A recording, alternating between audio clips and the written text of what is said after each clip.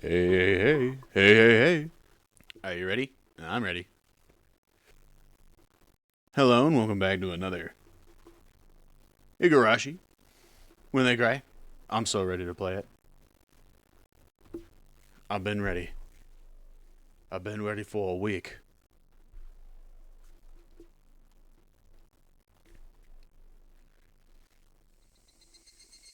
Woo!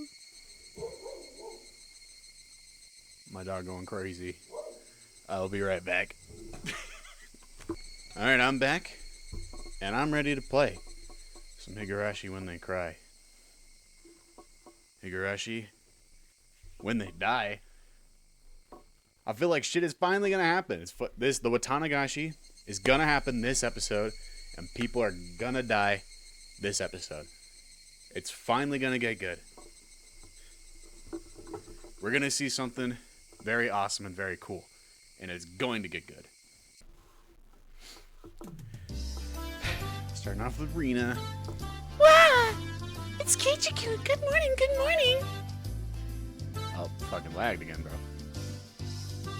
Rena was ecstatically waving her arms at me, already brimming with energy. What do you mean, good morning? It's already evening. Just say hello or something, you idiot. But it's the first time I've seen you today, so I think good morning is right. It's right. I got it. Okay, then.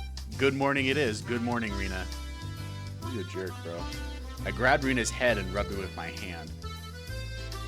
She squirmed, reveling in the motion like a cat. Hey, Kei-chan. Sorry about yesterday. I left without telling you. No, it's my fault. Sorry for making you wait so long. Are you talking about setting up for the festival yesterday? How was it, Keiichi-kun? Did you do your job properly? The slight muscle pain throughout my body and my sluggish movements were already obvious. I did great. I'm pretty worn out, though. I grinned dryly as the three of us break into Oh, that was supposed to be me. Where's Satoko and Rika-chan? Are we meeting up with them at the festival? Yep. Rika-chan's actually been there since yesterday because she has such an important job. Think Satoko-chan stayed with her, so they're already at the shrine. Oh. Right, I just remembered. Today was Rika-chan's big performance. She'd been practicing especially hard for this day. As her friend, I needed to make sure I went and cheered her on. Alright, let's go right away! Yay! As we got closer to the shrine, we started passing by more people and seeing a lot of parked cars. It began to get noisier, too. I thought I could hear something like a Bond dance song. Without being able to restrain my impatience, I dashed up the entire flight of stone stairs. Wow. We're giddy, bro. Keiichi-kun, you're going too fast. Wait for me. Man, Kei-chan, you're such a little kid. Whoa, the shrine grounds, they were packed with people. It was a festival if I ever saw one. Wow, they all went out this year, too. Amazing, amazing. They're coming from Hidewazawa. Huh? The bedridden old man from Kimiyoshi branch family is here too. I think that old guy went home from Watanagashi last year and stayed in bed ever since. Yeah, there were a lot of villagers here that I didn't really know. They must have all been pouring in just for today. Oh, it's Satoko-chan. Hey! Oh, if it isn't everyone, yes, hello to you all. Yo, Satoko. There's a lot of people today. Don't get lost in the crowd, okay? Who do you think you're talking to? Satoko, too, seems somehow energetic, of course. It's the same way. Huh? Where's Rika-chan? She still has free time, doesn't she? Rika was giving her respects to the mayor and other important people. She shall come before too long. I see Rika-chan as the shrine maiden for today's festival after all. It's probably a pain for her to say hello to all the elders. Oh, nope, she's here actually. It really is a pain. Hello, everyone. Yeah! Rika-chan, I wanted to take you home. Rika-chan wore an immaculate shrine maiden outfit that looked fresh off the shelves. It's pretty immaculate. It was perfect fit for her. It was a perfect fit for her somehow mystical appearance. How's it fit? It's not too long, is it? My grandma gave me some safety pins just in case the sleeves are too long. It's alright. It really is comfortable. As she spoke, she began to do some twists and stretches. Whoa. It's great, so cute, huh? There was approximately one person here getting a nosebleed from watching Rika-chan move. Kichi-kun?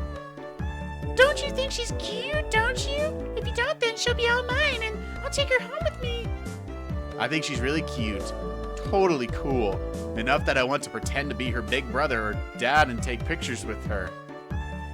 What if I take a picture from two different places and make it stereoscopic? We can eat, or rather stare at, a real-life Rika-chan at our house whenever we want. Oh, sounds great. This is fantastic. Rena's eyes and mine glittered with stars as her nose bled and we drooled. Rika, you best stay away from them.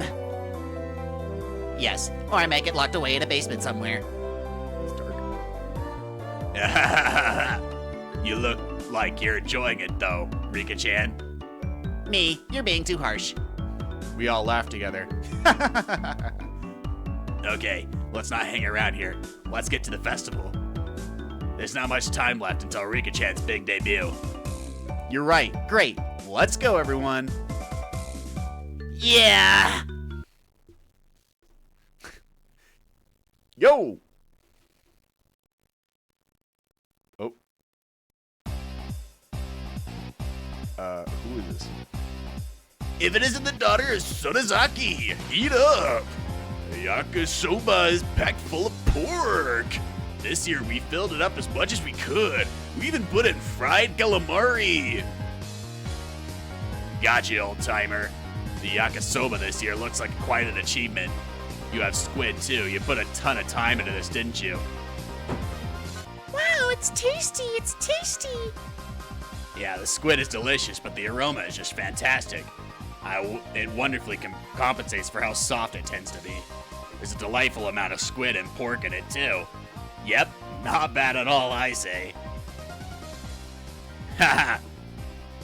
K-Chan, you sound like you could walk into a cooking program and become the host. My bad, that was Keiichi. Yeah. When I see Keiji-kun acting like it's so good, it somehow tastes even better. I don't discriminate amongst delicious food. So anything that I say is tasty has to be worth trying out, right?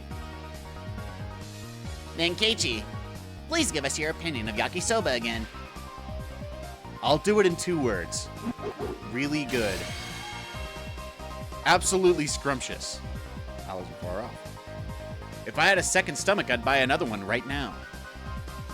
Having heard my 3-star rating, a whole line of people suddenly formed in front of the yakisoba stand.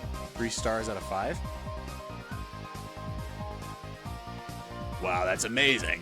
K-Chan said it was so good that a little crowd started to form. Not bad. It was nothing to brag about, but I still decided to stick out my chest and put on airs. Mm-hmm. Oh, is that so? Then perhaps I shall try it out. Mister, could I perchance bother you for one takoyaki? Satoko bought a stick of takoyaki, balls of fried octopus, from the adjacent stand, and after blowing on it, put one of them in her mouth. How is it, Satoko-chan? If you give it a good rating, then Rina will buy it too. Chomp chomp, chew chew, chomp chomp gulp. Now it's time for Hinamizawa Michelin Judge Satoko Hoju to give her impressions.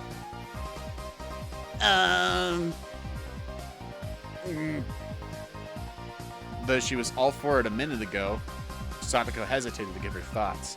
Hey now, what's the matter? Everyone else takes one of their own and puts it in their mouths.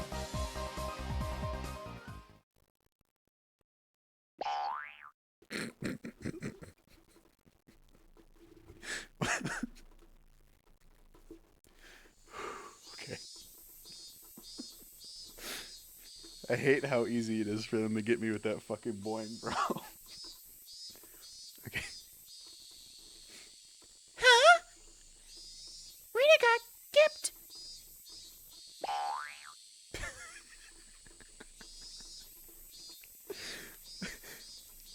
Mine's bad too. There's no octopus in it.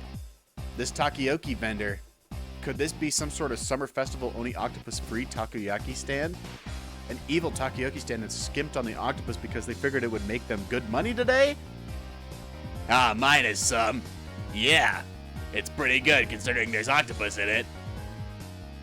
How am I supposed to explain that this octopus-free takoyaki is any good? Everyone wondered about that. Our quizzical looks seemed to be drawing equally dubious stares from the people in line. How about this? Takoyaki without any octopus is really healthy. And even people who don't like octopus can eat this delicious takoyaki. Awesome. After hearing that, several surprised guests left the line. It had the exact opposite effect. Alright then, I'll give it a try next. A self-inspired take on takoyaki in which you can clearly taste the simple flavors of the flour, green onions, and pickled ginger. The unaffected taste is bolstered by the absence of octopus. It wasn't half bad, but after hearing that there's no octopus in it clause, even more people left the line. Rika-chan, any good comments? You can be honest. 400. Oh. 400 yen for this is too much. Yeah! That was too honest! Even more customers leave the line, dealing a lethal blow. There were other takoyaki stands around after all. Well, I mean, we might not want to be doing this. Hey, Satoko, you started all this, so give us a great big turnaround. Nah, I cannot do it. How do you expect me to lavish praise upon takoyaki without any octopus in it? God, you idiot! Satoko's angry outburst was the finishing blow.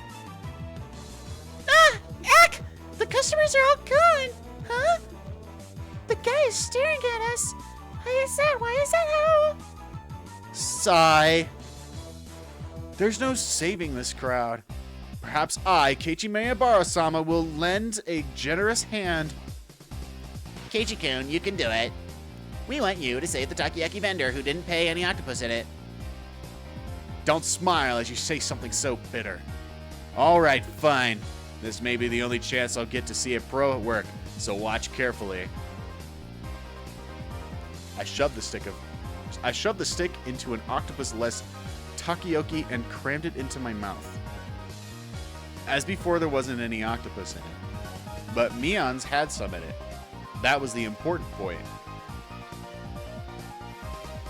The man who runs this takoyaki stand, he truly loves takoyaki in every meaning of the word.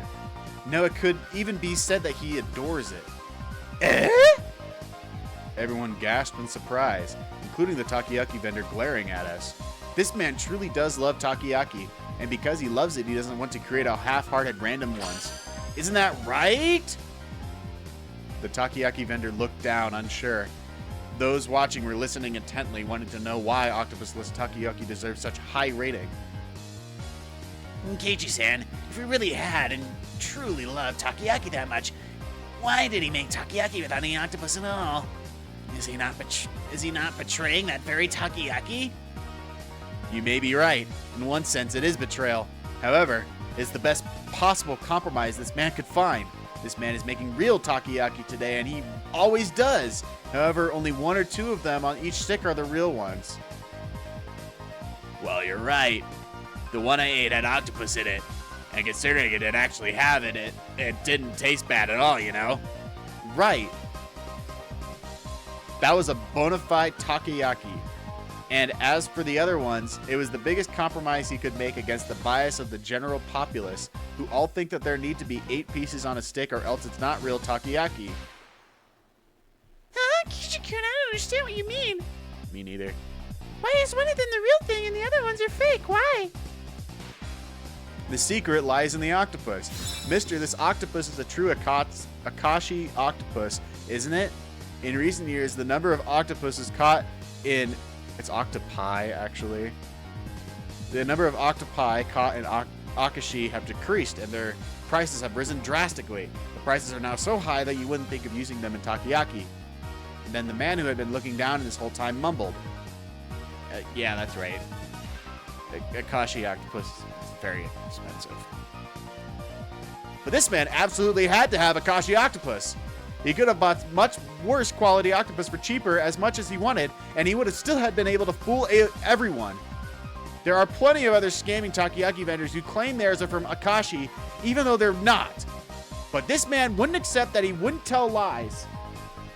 Akashi octopus are supreme. He would never relinquish this one stubborn conviction. This man loved takoyaki. That's why he never lied.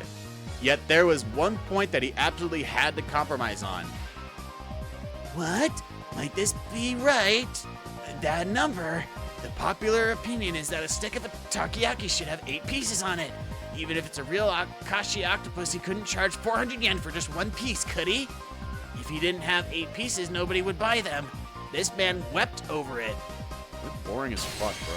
In order to make just 1 true piece of takoyaki, he wouldn't ever let himself lie through the other 7. Oh, whoa! The octopus-free takoyaki vendor burst into cheers. I gently clapped one of his shoulders. No matter what anyone else says, I will never forget how genuine you are. You, sir, are a true vendor of takoyaki. You are the only one in the world with the right to call himself that. Clap, clap, clap. Clap, clap, clap, clap.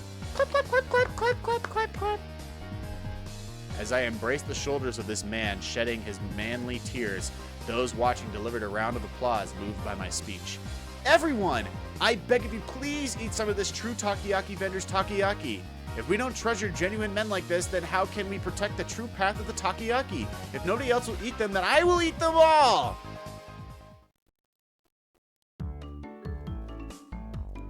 Wow, everyone's watching. It's lining up. Kichi-kun, you did it. You did it.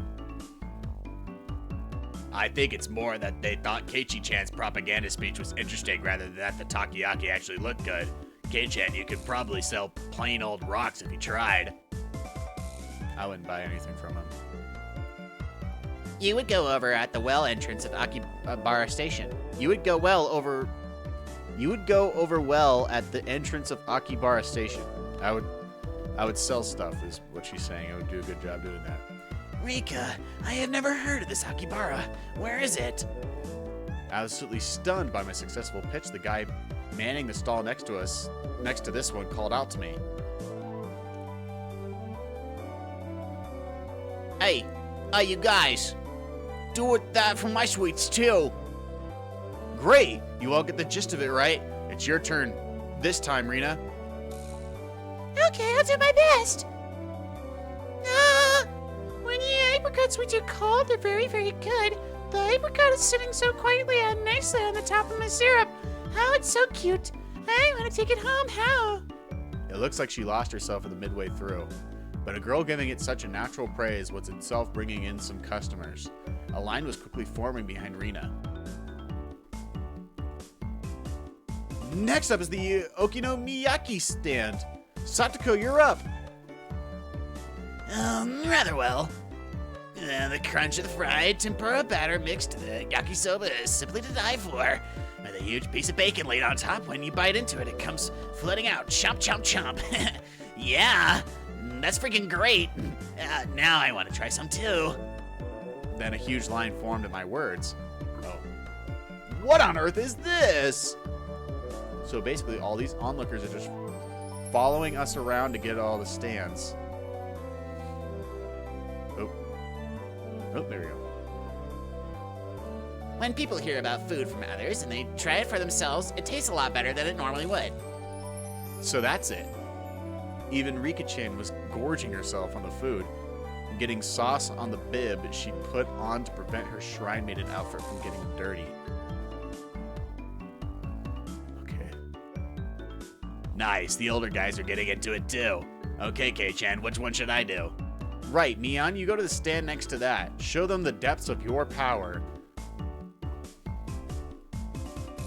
But Kei-chan, the stall next to that is... Whoops! A goldfish scooping stand, a bit out of our element. No, as club president, I won't flee no matter how or what my opponent. Let's get started. I look forward to a splendid performance, Mion-san. The onlookers were also watching Neon with hopeful eyes. Welcome, welcome. Here's your net and bowl. Okay, here we go. The goldfish are energetic today. They really look delicious.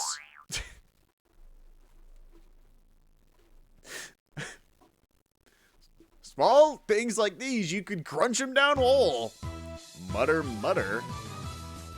Mion-san, what in the world are you saying? Mi-chan, you eat them? Did you eat that one Rita caught last year too? No, I didn't say anything like that. Mion's face was red and she took it vehemently in denial. Well, I mean, you just said so yourself that... You just said so yourself that they really look delicious.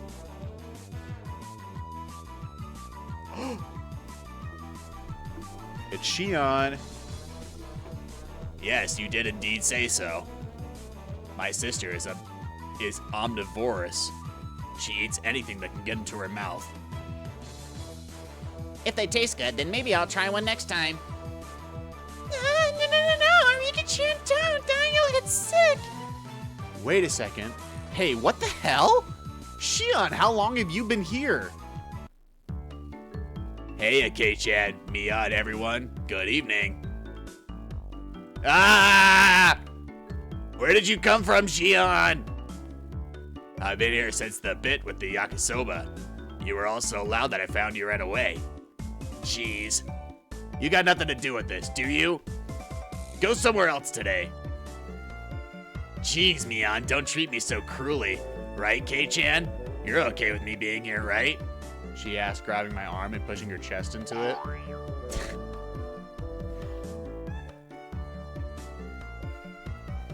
I'm gonna have to put a boing counter, bro. Kichi-kun, you're a pervert. Your nose is bleeding. When you squish a jelly donut, the jelly comes out, right? It's the same. This isn't something I have control over. Okay. Is that right? Then will more come out if I squeeze harder? Squeeze! Her cleavage, it's right up against my chest. Drip. They gotta stop, bro. Yeah! Shion, what the heck are you trying to do? How vulgar. It seems I have misjudged you. What about my flat chest? What about your flat chest? Get out of here, bro.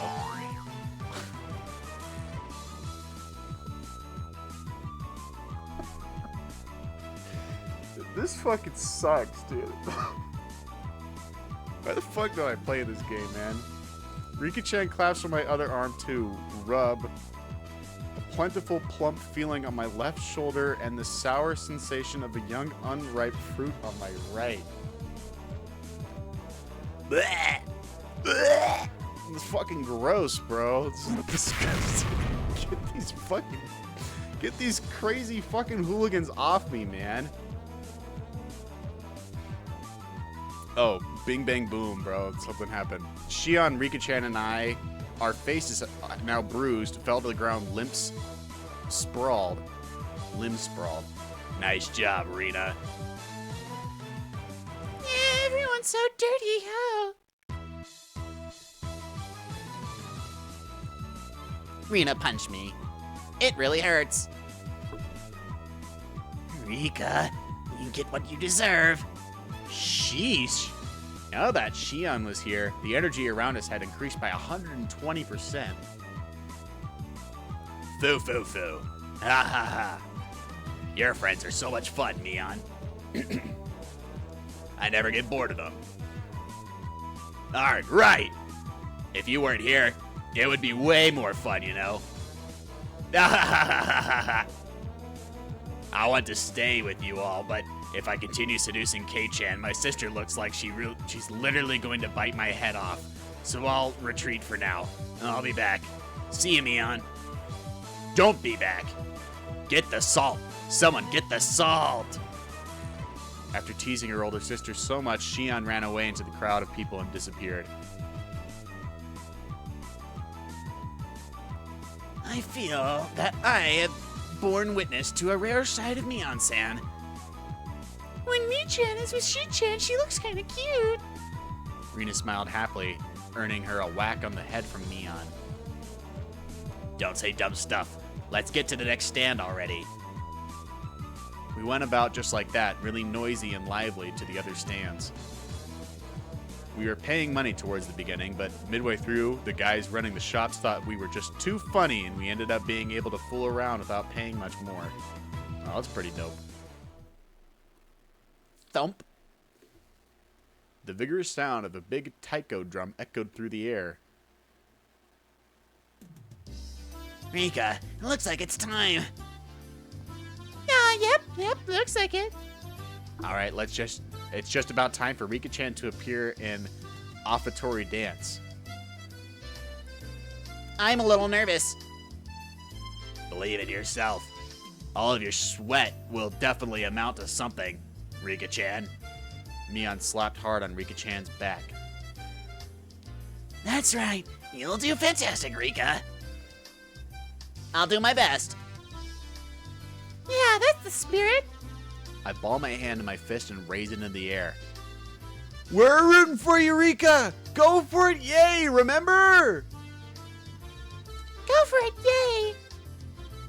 Rika-chan gave the best smile I've ever seen, and then pivoted on her heel and ran off. Okay, we should get going too. Right, let's go cheer her on. You mustn't. You must keep silent during the performance. I get it, jeez. I run my hand through my hair. She was worried about her good friend up to the end, bro. Then we better hurry. All the good spots will be taken. Come on. Mion ran off, and everyone else followed a moment later. A large amount of people had already excuse me. A large amount of people had already clustered into the tight space to watch the edifying dance. Wow, this is a lot of people. I turned around to look at everyone else, but nobody else was there. Where did everyone go? They probably got lost amongst all these people. Finally, I spotted the back of Mion's head on the other side of the crowd. It's gonna be Shion. It's gonna be Shion. It definitely doesn't look like I can get over there. Well, we got separated, no big deal. We can just meet back up with Rika-chan's dance is over. I gave up on finding the others and wandered around, trying to look for a place where I'd been able to see better. It didn't take long for me to realize I'd have settled for watching between the heads of people in front of me, though. Thump! Once again, even louder taiko drum resounded. This one was to announce the beginning of the dance. I couldn't see very well, but it seemed like Rika-chan had come on stage with the elders, who were in priestly garb. I heard low exultations of admiration and the seniors rubbing their prayer beads in gratitude. Everyone's heads were in the way and I couldn't see. It was really frustrating. We should have cut playtime short and come here to get good spots earlier. After Rika-chan intoned the prayer, she took the festival hoe and walked to the pile of quilts stacked at the altar. That's right! The point of the ceremony was to purify bedding and to hold a ceremonial service, wasn't it? Then the solemn offertory dance began. She had practiced using a mochi padding mallet. The awkwardly shaped festival hoe Rika-chan held seemed really heavy. Back and forth, up and down, it was doubtlessly difficult to even lift in the air, but she sweated and waved, raised and dropped it again and again. She couldn't just deal with it and do it grudgingly as the shrine maiden. She needed to retain the dignity of solemnly present at this festival. Oh my god. There must be a ton of pressure on Rika-chan's shoulders right now. Damn! Why am I cheering her on from a place I can barely see her? I'm her friend, so I should be right up the best spot rooting for her. Whoa. K-chan, over here. Someone tugged lightly on the back of my shirt collar. It was Shion. She beckoned me outside the crowded ring of people. She had a mischievous grin on her face, and I took it as her saying she knew. She had a mischievous grin on her face, and I took it as her saying she knew a good place nobody else knew of. Shion, what's up? Shh. Just be quiet and come with me. After she told me, she ran into a big detour around the throng. Man, it's great to have someone who knows the lay of the land here at times like this. Impressed though I nearly lost sight of her right away. No more getting separated from me. I ran after her so that I wouldn't be left behind. As I wandered in anticipation, what kind of secret spot Shion had in mind, we left the crowd of people and went around to the back of the shrine grounds. Hey, wait, where are we going? We're getting further and further away. Shh. Just stay quiet and follow me. You'll understand soon. Shion gave me a wink that reminded me of Mion as she said that. No sign of people and not much moonlight. It was dark. We had gotten pretty far away from the crowd of people on the shrine grounds. How are we supposed to see Rika-chan dance from here? I see. There's some high spot around here. Is that it? Like a rooftop or somewhere we can look down at it, right? What?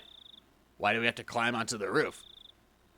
Well, how else are we supposed to see Rika-chan's dance? Did you really think I want to see Rika-chan's dance? K-chan, could it be that your strike zone is really low? I don't think we're understanding each other here. Weren't you going to show me somewhere I could see Rika-chan's dance from easily?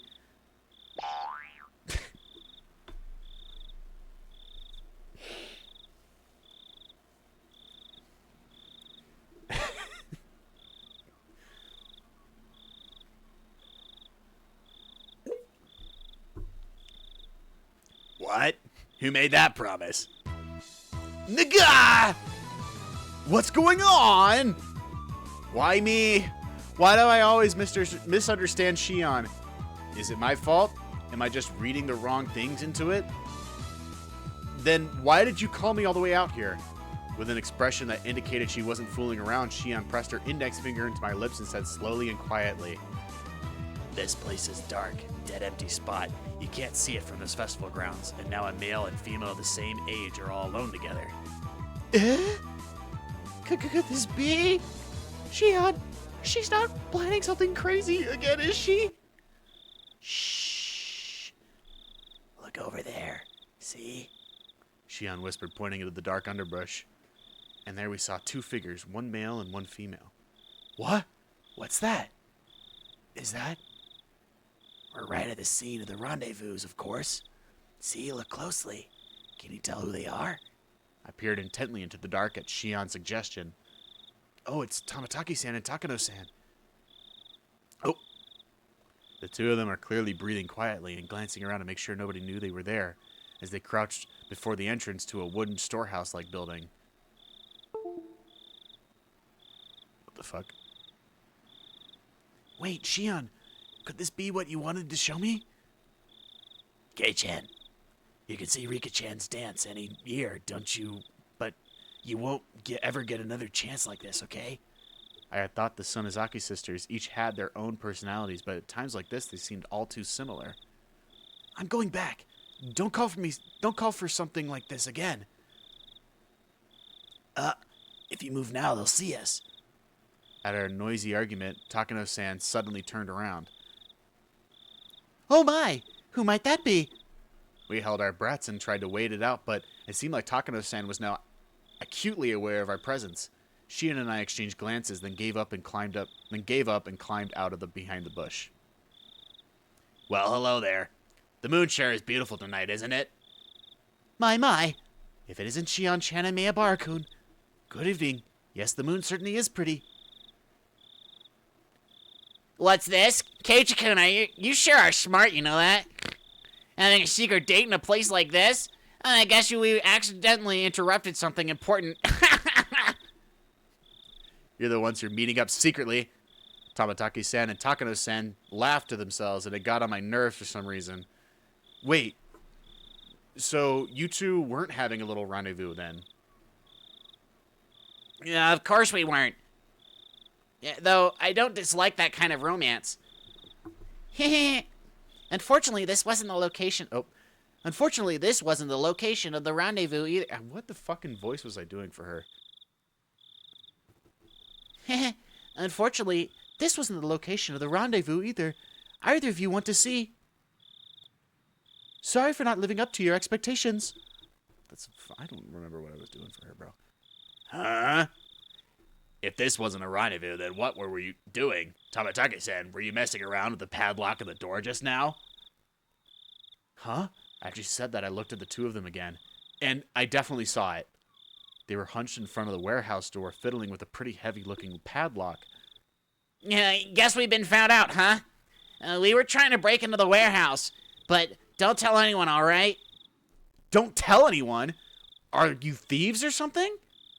I demanded unthinkingly just because of how absently Tamatake-san was grinning. Nah, never. Thieves are people who steal things, right? It's not like we're trying to take anything out of here. I see. Then why are you trying to unlock the door? This is the forbidden storehouse for ritual tools. They say only the Furude family and mere handful of others are allowed in. Forbidden storehouse? I took a few steps back at that and looked at the entire warehouse. It certainly looked like one, built removed from any signs of people, almost as if in secret. It was filthy, revealing how little it was ever opened. And it was built to be durable, giving it a strange, overpowering impression. Now that I looked at it more closely, it was certainly different than normal warehouses. Yeah, it kind of looks like a shrine. This place. They're called ritual implements. Basically, this is a warehouse where they store such tools used in rituals. Well, more accurately, maybe it's a temple where the implements are enshrined. The ritual Ho Riga-chan is using for the offertory dance was inside here until today. Of course, if anyone but the Furude family enters, they bring impurity into it, so absolutely no one is allowed a single step inside it. It's a sanctuary. I feel like that normally you would never go in there, but I mean, these people are murderers and thieves and liars and crooks and kidnappers. I hate them. Shouldn't we absolutely not be coming into a place like this then? However, Takano was wearing a childlike expression, an innocent smile at best, and terribly cruel grin at worst. I told you I was researching Hinabisawa's folk tales and legends out of the interest in them, didn't I? A lot of these answers to questions I'm curious about are hidden away inside here. I've waited all this time until today for this chance. A chance? Everyone's eyes were fixed on the dance at the shrine's grounds today. This was the ultimate blind spot. Heh, I see. I didn't know you had lockpicking skills, Tamatake-san. Stop it. I don't want to be doing this, okay? Sorry for taking you along with me, but this was all thanks to you, Jiro-san. I really am grateful. Sheesh. This is the only time I understand Takano-san. I don't want to be sneaking into places like this. You really are a good person, Jiro-san. Clink! Tamatake-san undid the padlock and placed it into the side. It's open. Thank you. At long last. I hate her voice. Takano-san gulped with an unusually excited air about her, and she gave the heavy door a shove. A sharp smell of mold and dust flowed out from the gap in the doors. I had claimed curses didn't exist, but in this situation I couldn't believe in them. I could believe in them. If we went into such a holy place with our shoes on, it feels like we could be punished somehow. How about it? You're accomplices too. You come all the way here, so why not come in and take the tour? It'll be a little field trip to a museum of precious cultural artifacts that could conceal the secrets of history of Hinabisawa. And it's only open today. We're not accomplices or anything. Aren't you interested, though? Come on, let's take a peek. Shion said predictably, linking her arm with mine. But we definitely shouldn't be doing this. This is a holy warehouse, isn't it? You said ritual implements, right? I really feel like we should go in. We shouldn't go in. God. I'm a part of the Sonozaki family, so I have a good guess as to what we'll find in there. But I want to see it too, Kei-chan. You want to show something to me? I thought it was just a ploy, but Shion's eyes looked entirely serious. Of course she was the sort who could lie with a straight face. Of course I was an average boy, too. My curiosity was at least twice that of a normal person. Sleeping, forbidden treasures, never to leave this warehouse. Chances like this don't come around too often. If I had to choose, then I want to see. Until the locked door is open, though, I don't know about this. If you're not interested, Kei-chan, then you can go leave now. I think you'll wonder about it later, though.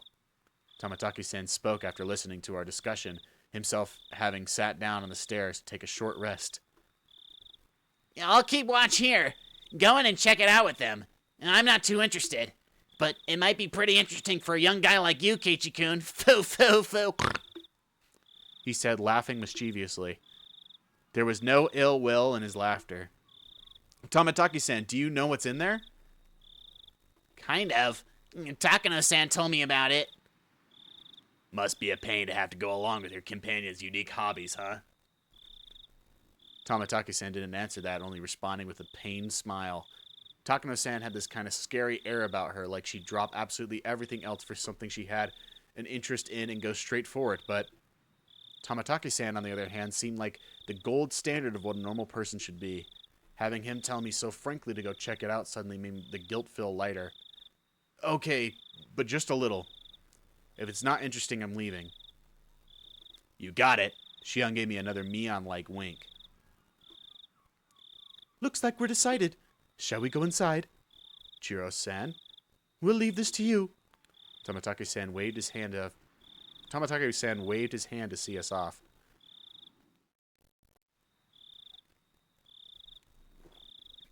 The inside was pitch black, but Takano-san turned on the battery-powered lantern she bought, revealing a pretty cramped front room.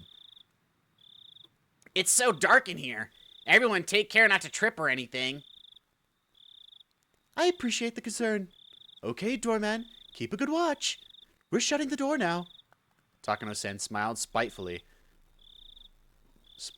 as if leaving Tamataki-san out of something fun, and began to close the door. Man. All right, everyone, have fun. There was a low, heavy, and loud noise, and we were completely cut off from the outside world and covered in silent darkness. I don't like this, man. We should not be in here. We should not be in here. Takano-san's lantern was the only light we had. It'll be fine. It's an outdoor lantern with backup batteries inside. It won't go out or anything.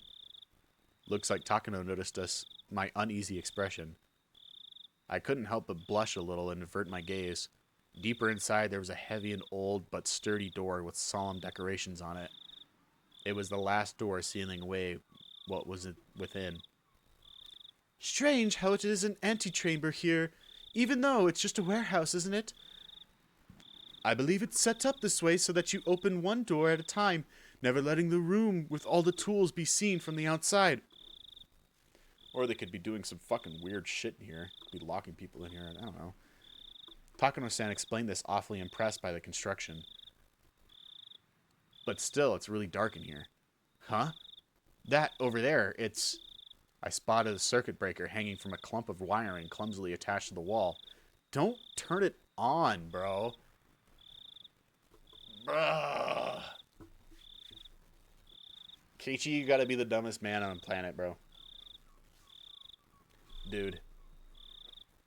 You turn it on, everybody's gonna see that you were in here. Am I crazy? All the lights go on, and then it's suddenly like, oh shit, we didn't leave the lights on. Somebody was in here. Or they just fucking see it. I don't know. Oh, here, isn't this the light switch or something? I flipped the biggest switch I could find, and with a click, the pitch black room was illuminated by an old bare light bulb. This dumbass dude. Everyone scrunched up their faces at the sudden strobe-like brightness. Don't! Before she even finished, Shion slapped my hand and flipped the switch back. There was another loud click, and the room returned to darkness, with only the lantern for illumination. Ow! You can't, Kei-chan. We stuck in here, remember? If you turn on the light, it might give us away. Yeah, Jesus. Why could you not think about that at all? I'm scolded by Shion fairly harshly. It looked like she was worried about whether someone had seen them from the momentary light. It's all right. It was only for a moment. Takano-san remained a relaxed adult. It seemed like she was confident she could talk her way out of it if someone else did see us. Let's go in. Here we go. There. The even heavier door opened, and this time it wasn't just the dust that came out with the air, there was also a nasty smell. One smell was like opening a dust-filled cardboard in the back of the kitchen that hadn't been opened in years. And the other smell, the nasty one, was hard to explain, but it was like the raw odor of a fish market. Oh, is it dead bodies, bro? From how the sound echoed, the room felt far larger than the first. Takano-san held up her lantern and revealed the contents of the expansive room. Whoa! At the back end of the storehouse right in front of us was a Buddha-like holy object standing there looking down at us. This is creepy, bro. I don't like this. I was taken aback by this unforeseen force, lit up by the slender beam of the lantern. That's the guardian god of Hinamizawa, Orashiro-sama. It's far grander than the one at the shrine. Orashiro-sama. So this is the spirit protecting Hinamizawa, the one guarding the holy land of Hinamizawa from the impurities of the outside world, and the one delivering punishment after punishment upon those who attempted to sully the land with a dam construction. It looks like there are far more tools stored in here than I thought, but... This is so sad.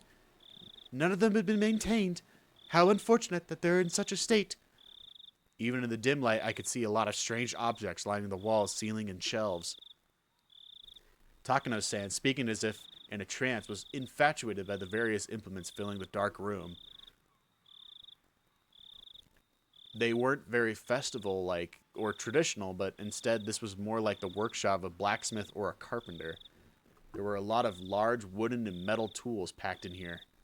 Putting it bluntly, it was all pretty boring stuff. I'd imagine there would be more artistic things in here from the Heian period, but these are a far cry from being cultural artifacts. Fuck you, Keiichi. Sure, they're fucking old as shit. My expression betrayed my dashed hopes, and they caught on right away. Oh. Is this not interesting for you? I'm not into literature or art, so I can look at this stuff, but I don't really understand its value. Fufu, Keiichi-kun, you really do look like you don't get it. I guess that's only natural. Takano-san reached into a paper bag that she'd been holding this whole time, took out a worn scrapbook and began to flip through it. Then just for you, Keiichi-kun, I'll tell you an old story. It's a common tale in this region. If you go into the library, it would even be on the recommended reading list. Telling stories in such a dark, creepy place? She must have a horror story in mind. Shion's face belied nothing but calm. If she had the same personality as Mion, she'd have found fault in me being scared. I'll endure it for now and pretend to be calm. Okay? All right. I'll read it. After confirming that I was going to be quiet and listen, she began to speak softly like a kindergarten teacher reading a picture book. I have to pee really bad. I'll be right back. Long, long ago, in a certain village in the mountains, there was a swamp. This swamp was very, very deep. Some even called it bottomless. People said it was connected to hell, the land of demons.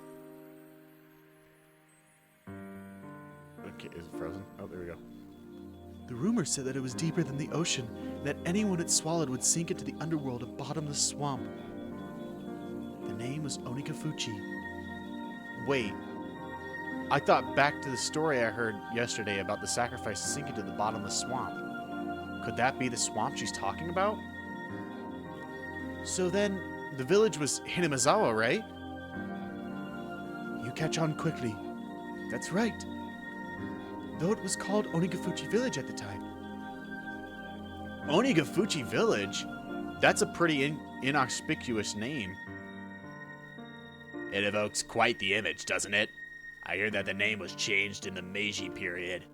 The name of the swamp connected to hell was called Onigafuchi, which means the demon's abyss.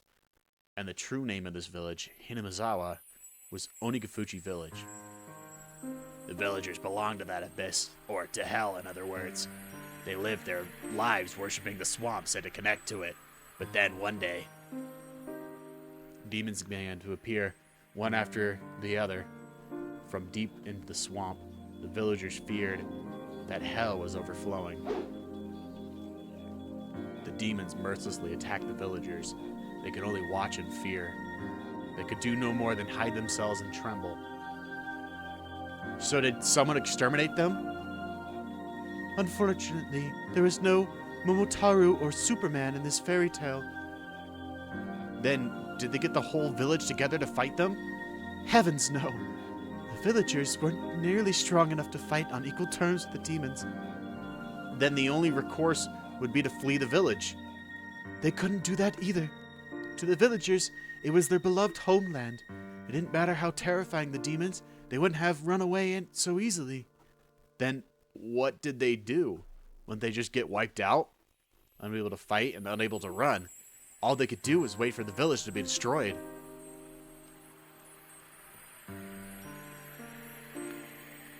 Then when everyone had lost hope, their god, Urashiro-sama, descended upon them.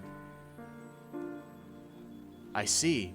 So Urashiro-sama came down from the sky and beat up all the demons then. You're such a boy, Kei-chan. You always jump straight to the using the force to resolve things. Shion sighed, a little annoyed. Embarrassed, I held my tongue. The thing about Urashiro-sama, he wasn't a violent god who would beat them up, like you're saying. He was a kind god, filled with love and benevolence. The strength of Urashiro-sama descended from the heavens couldn't be compared to that of the demons. They didn't even fight, they simply prostrated themselves before his radiant authority. Urashiro-sama urged them to go back to hell from whence they came, but the demons wept and challenged him, saying they could never return.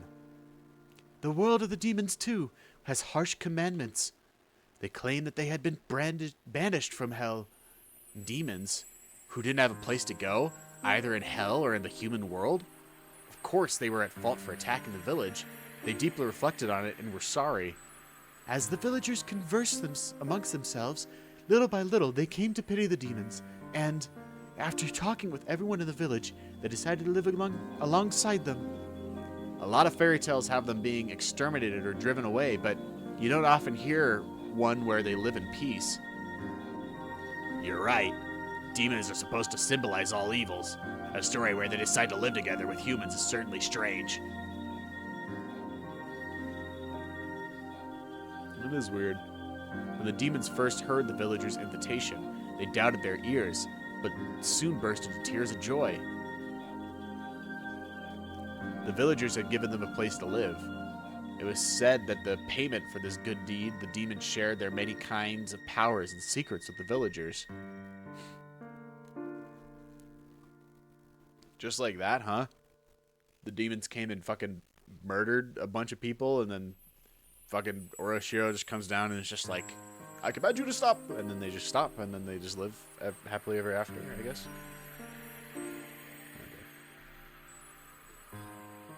Oroshiro-sama was very pleased with this happy exchange. He gave the demons the bodies of humans so that they would be indistinguishable from the villagers! Oh! This is what I was thinking, bro! Wait, okay, hold on. This is what I was thinking it was. Okay, hold on. Okay. Alright. He himself decided to stay on the surface and watch over the everlasting peace between them. A land in which man, demon, and god live together. I had thought the word demon was a noun meaning evil that meant to be exterminated. A god may have meditated for them, but you don't often hear happy endings like that where both sides live in harmony. I see. I guess it's kind of interesting. Although the normal fairy tale ends there, it was revised quite a bit during the Edo period into a much longer story. After that, the humans and demons intermixed, and eventually there was no difference between them. So the demons ended up disappearing? Oh, so the demons ended up disappearing? No. Not at all. Half of them stayed just as they were. The knowledge the villagers had received from the demons basically made them into something inhuman, what people call transcendent. They were all aware the power they had was hearsay, and those below worshipped them. They lived out their lives in secrecy. This story is the root of many derivative tales and pieces of fiction. It's the foundation, I mean. The basis. What do you mean by root? She means the part of the villagers having demon blood. What I mean is, all of the legends from around here were based on the premise that villagers are descendants from demons. Oh. There was a hint of amusement in Shion's face as she said that. It was like she wanted to say that she, too, had demon blood in her. Really? Is there any proof, though? Maybe it's somehow rooted in historical fact beyond just fairy tales. Oh, Meobara-kun, then do you believe that demons really did come out of the swamp and breed with humans? Well, it's not that I don't believe it, but when she said demon, she meant the ones from hell, but in ancient Japan, the word wasn't necessarily used to denote that only that kind, right? I don't know, man. I'm not Japanese. The more well-known use involves the drifting foreigner theory. As the story goes, Westerners who were shipwrecked in nearby seas had such markedly different customs that were called demons. They were called demons. Japanese people were relatively similar in appearance to other Asians, but everything about those from the West was different. Their physique, their faces, and their skin color. In Japan, terms like red demon and blue demon evoke images especially of Westerners. Lacking in skin pigments, Westerners would sunburn easily and turn red. Oh, being fair-skinned, I think blood vessels appearing on their skin would look blue, too. A handful of ancient accidental aliens would drift into Japan and come under persecution, being called demons. They would flee into the mountains to survive, turn into bandit groups, and attack villages for food and the like. How does that explanation sound? Maybe it's a bit childish. Oh. How does that explanation sound? Maybe it's a bit childish. Takano gave me a weird smile when having come up with such an impromptu hypothesis. I unconsciously followed it up with a self-deprecation. Still, she didn't smile as if to make fun of me. It's not ridiculous. There's a lot of people who subscribe to the drifting foreigner theory. Even so, nobody actually knows what happened. Were they groups of foreigners who had turned to banditry, or were they really demons who came from the bottom of the world? Then, Takano-san, which one do you believe in? The truth of the matter aside, I'd rather believe the more fantastic explanation. It's more fun that way, isn't it? Her answer made her sound a wee bit like a romanticist. Here I thought she'd reject unrealistic stories like that. Now then, this is where the fun begins. It's a Star Wars quote, bro. Takano-san brought an end to her storytelling and waits for a moment as if to tantalize us. Suddenly Shion looked around as if something had caught her eye. Her head bobbed to and fro like she was making sure nothing had changed. What's wrong, Shion? I'm sorry. Please don't worry about it. Shion pretended as though nothing had happened. Takano-san also made sure nothing had happened, then cleared her throat and broached the next subject. I explained that half of the villagers were demon blood. That blood, they actually say, that's the blood of the kind of demon that eats people. Man-eating demons? That escalated quickly. Dude.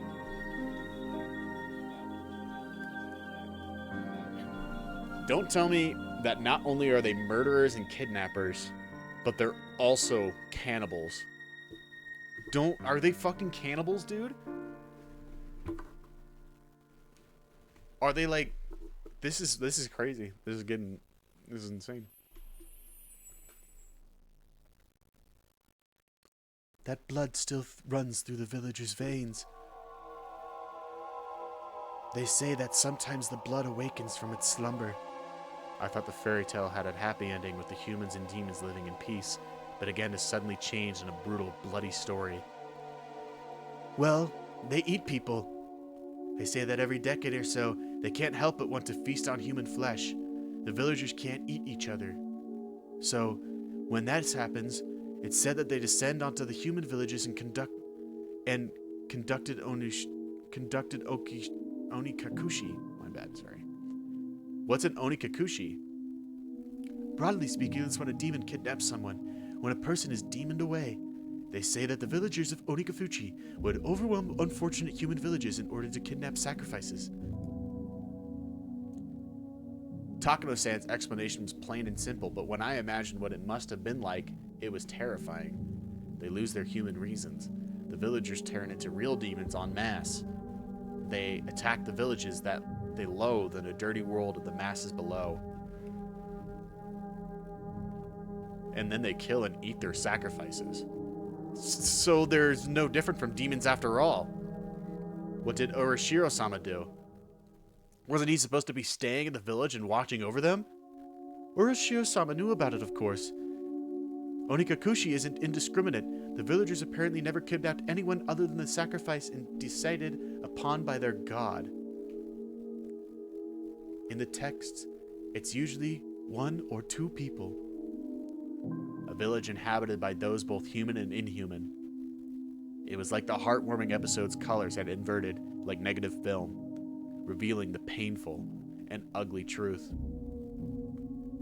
So on the nights when they raided villages, they would feast on the kidnapped sacrifices, which is why the nights came to be known as Watanagashi. Watanagashi? Tonight's festival was Watanagashi.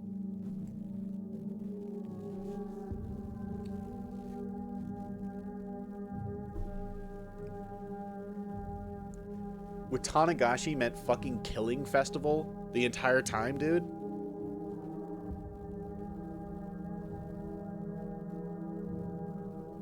Oh my god. I just couldn't reconcile that the fun festival with the horrible tale Takano-san was telling me. Watanagashi, well, wasn't it about giving thanks to the futons we use over the winter or something? K-chan, Wata has another meaning, you know. It means entrails. Shion, who had been silent until now, spoke up. Entrails? Oh yeah, I guess that's true. Like fish guts. Wait, what? Like a jigsaw puzzle, the fun times I had today and Takano-san's grotesque tale clicked together in my mind.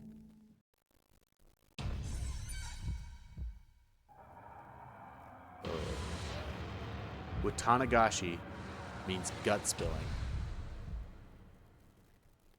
I didn't think saying that could ever feel so nauseating. Yes, it's as you imagine, Miyabara-san. Right now, the Watanagashi festival might just be a somewhat early summer festival occurring every June, but it used to be different. It used to be a ghastly, cannibalistic feast held on the night the villagers collected their unfortunate dinner. That can't be true. I had no real reason to say that, but I couldn't help it. Miyabara-kun, you said that Watanagashi is a ritual about purifying futons, right? What do you think the futons filled with cotton with wata represent? Futons are futons. They're beds. Dude, it's like they take the beds and they rip out everything inside it, and then they put it in the river, right? And it flows down into the marsh, the bog, and it sinks down into the bog. They're fucking feeding Oryoshiro, the Onigafuchi. They're feeding hell by like ripping out the insides and putting it down the that's what it is, bro. Oh my god. Futons are futons. They're beds. They're things for sleeping in. What else could they possibly represent? I was rattling on, desperately attempting to deny the horrible festival that Takano-san was describing. Deep down, however, I found myself understanding too well what she meant. Futons stuffed with cotton. If the cotton represents entrails in both pronunciation and meaning, then entrail-filled futons would have to be humans. Why don't you think back to the offertory dance that Rika-chan performed? Do you know what she was doing up there? No, I don't. I don't even watch the whole thing anyway. Shh! Kei-chan, you're getting too worked up. Shion grabbed one of my ears, reminding me that this wasn't somewhere I should raise my voice. Even so, I still can't suppress this antagonization I feel. Agitation. Rika-chan was carrying a festival hoe. You've probably realized it already, but that's not a hoe for plowing fields. It's a tool for dissecting human bodies. I didn't see the dance all the way through, so I didn't know what kind of performance Rika-chan was putting on after I'd left. When I told this to Takano-san, she kindly explained Rika-chan's dance to me. To summarize what she said after what I'd seen, Rika-chan would pierce the futon with that hoe, cut them open, and pull out the cotton inside. She cut the cotton out, one bit at a time, and set it afloat. That's the kind of ritual it was. Broadly speaking, it's quite a bombastic ceremony, where they'd rip out the guts and throw them into a basin, and then the ritual was over. It's thought that afterwards the villagers, each within a different rule, dismantled the flesh piece by piece, and feasted upon it. Hee hee.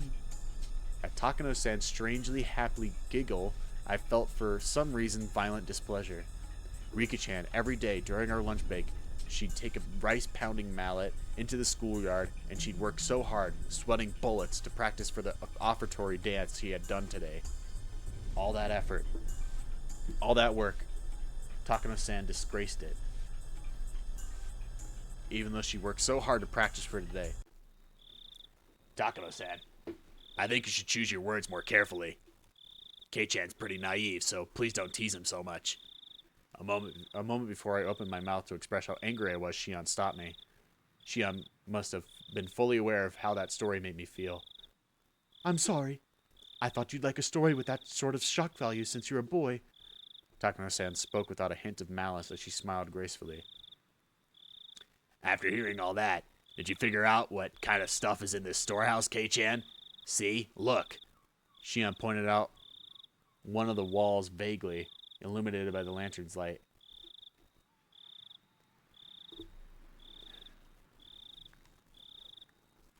Carpenter tools, bro. It's probably for like cutting up bodies, bro. There was mere moments ago they hadn't held my interest. They were just boring looking tools lined up on the shelves. Ugh. All those uninteresting tools I didn't understand how to use. They all suddenly took a new meaning, and I couldn't help but let out a groan.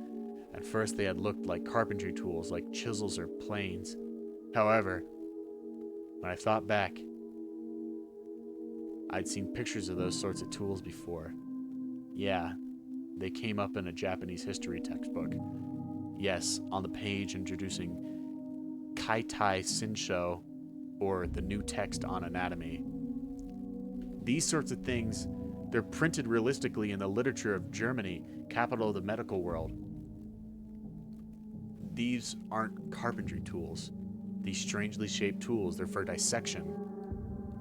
Everyone knows that in the Edo period, they would dissect the corpses of those who had been put into death in order to gain knowledge about Western medical techniques. Illustrations of the dissection tools they used at the time came up in textbook supplements. The things hung up on the wall all looked exactly the same as those. If you want a scarier way of looking at it, think of them as cooking utensils. Hee hee. Takano-san, holding the lantern, the only light source in the room, led us along the wall. She had the only light, so I had to walk after her whether I liked it or not. Look! Takano-san illuminated a coiled chain, which left a bigger impression on the other things we saw. The chain in itself was nothing unusual, but further along it were metal fetters that were like hinges, clearly meant for binding people. Ugh. Kei-chan, look at that. Shion tapped me on the shoulder and pointed to a restraining table that was clearly shaped like a person. My spine froze. My blood felt like it was turning into a sherbet as I crawled up my back. Each one of my joints, there were things like chains and iron balls attached. It was like the table was searching for its next sacrifice, ready to spread their arms wide and close them in. It's probably a chopping block. I think you'd strap the sacrifice down and prep them for eating. The words chopping block sent a jolt through my body. Then I looked more closely. There were many dark slices carved into it, as though from a knife or a saw. Oh, dude, that would actually, like, if I saw that in, like, real life, just, like, I don't know, even, like, in, like, a history museum, like in an old torture chamber that they, like, keep the things in, and you, like, see the tools, like, have, like, had, like, use, you know, like the stretching one, you know, or whatever. Just, like, seeing those, like, tools like that, and then, like, you know, being able to, like, I don't know, see, like, wear on them, just that they've been used for, I don't even know, you know, like, it's, you know, it would be, I don't know, that's gross to think about. And they're, like, huge cuts in this table too. Wow, it's making me sick.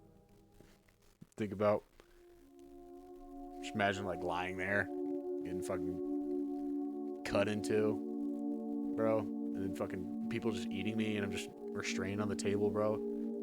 That would suck. That would suck so bad. When I looked more closely, there were many dark slices carved into it, as though from a knife or a saw. They were the most clear-cut signs of usage you could ask for. It proved these tools weren't just for show, they were used for their original purpose. If someone was strapped tightly onto this table, they probably wouldn't be able to move, even a muscle. Their guts would be defenseless. They'd take one of those eerie cooking knives lined up over there, stab them in with it, and then you'd slice open their belly and dissect them. I'd heard the stories, but this is incredible. Before coming in here, Shion had mentioned she had a good guess of what was inside, but it seems to have exceeded her imagination. There's still more. How about it? More fascinating than a wax museum, isn't it? Takano-san had this happy expression like she was visiting a toy store for the first time. I don't get it. This Mio Takano person has nerves of steel. Are these bizarre, grotesque objects that fascinating her? I, for one, was not enjoying myself. I'll be frank. No, you're Kei-chan. This was all too weird for me. Still, there was something even more horrifying than all this. That would be none other than Takano-san herself. Takano-san holding the lantern, giving out such a thin beam of light. If she suddenly turned it off, then what would I do the next moment? Everything went totally dark. That's why I was scared. Takano-san had the only light, and anyway I was scared. At some point, Shion had started holding onto my shirt sleeve. It was a little annoying to walk like that, but I didn't shake her off. That mere sensation allowed me to feel the presence of an ally here and now. Before we had even walked halfway through the storehouse, the air felt on my skin change completely. These cruel tools lined up, crammed together in this place. Some were horrible ones made to take away human sacrifices' freedom, and some were tools made to efficiently dismember and prepare the bodies for consumption. Those were just the things I understood. There were plenty of other strange-looking objects that I couldn't even guess the purpose of. Not that I was here.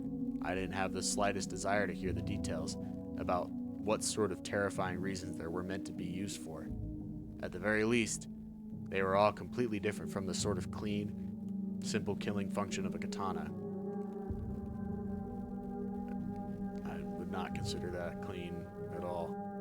Tools to kill people were obviously constructed in such a way that they could kill people. If that was the goal, then the person who used them on would obviously end up dead. The kinds of tools here, however, were different. The tools that were here were for cutting people, for crushing them, for boiling them and cooking them, and for grinding them. They were tools of torture. They weren't made to kill people. People dying was just an incidental result. Actually, they might not even kill them.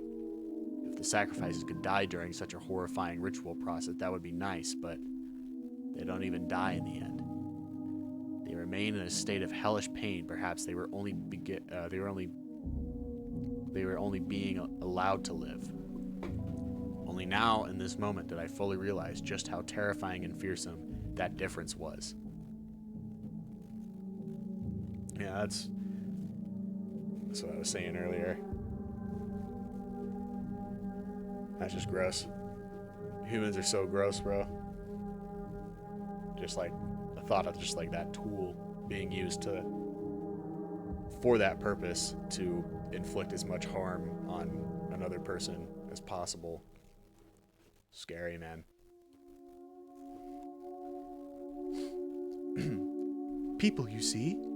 Most of these wouldn't kill them if used properly, Takano-san, as if reading my mind, displayed a shocking smile. Burning at a stake, the famous method of execution for witches, will kill the person immediately. No, it would not.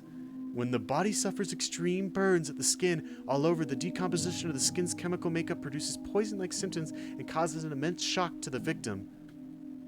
Though I suppose it's still very cruel compared to the guillotine. You have to wait far longer for that to happen.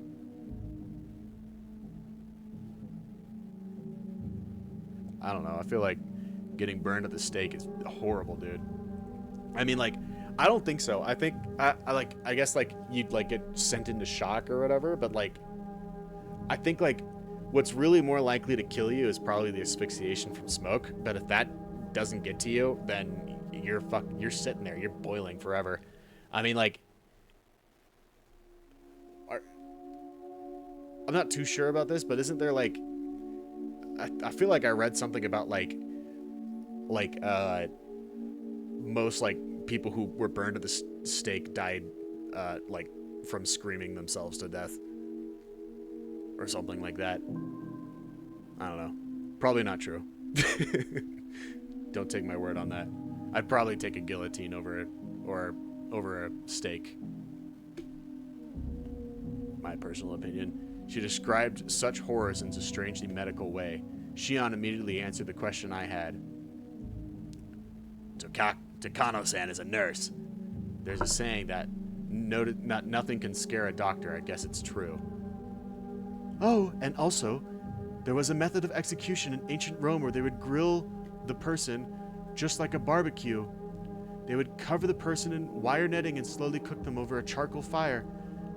To think the memories of when I went to a day camp with my family would come rushing back now of all time so vividly.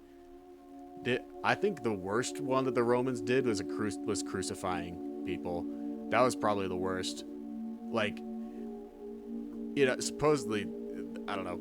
I don't think they would nail you in every single time, but just to be like tied up there and you got to sit there 4 days until you die of dehydration or of food.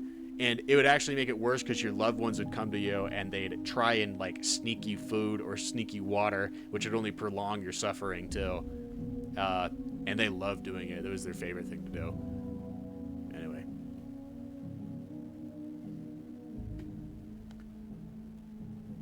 That's what it was like. Apparently they wouldn't die too easily for some reason. According to one source, even if they roasted one side of the person to a crisp for an entire night, they would still be conscious and able to speak fluently. That's insane! You grill someone the whole day and they'd still be conscious? It said that ancient Rome, famous for their executions, thought of plenty of ways to execute someone while having the victim stay alive as long as possible. Among them, there was one method they would open the gut, pull out the intestines like a sausage, pull them up with a winch, and put them on a public display. There was a saint who got that. Saint Elmo, I think is his name. Or maybe he was burned. I think Saint Elmo had his intestines pulled out that way. Shion was behind me, clinging to me. Not just because she was scared.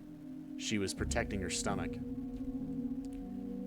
You would think someone with their intestines pulled out would die instantly, right?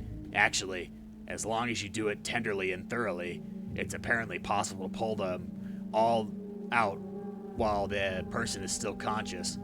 I felt a sick feeling in my stomach. It was like my organs were cooling up just from Takano-san's stare. Though pulling them out with a winch was a rather exaggeratory method, in a more barbaric way, they might slice open the gut, then cut the intestines out and throw them everywhere, like it's quite imaginable that they did dreadful things like that too, isn't it? However, those being put to death are conscious. It must be far more terrifying than painful. She spoke with pleasure as if she had come here with a sightseeing trip. Another one they did was one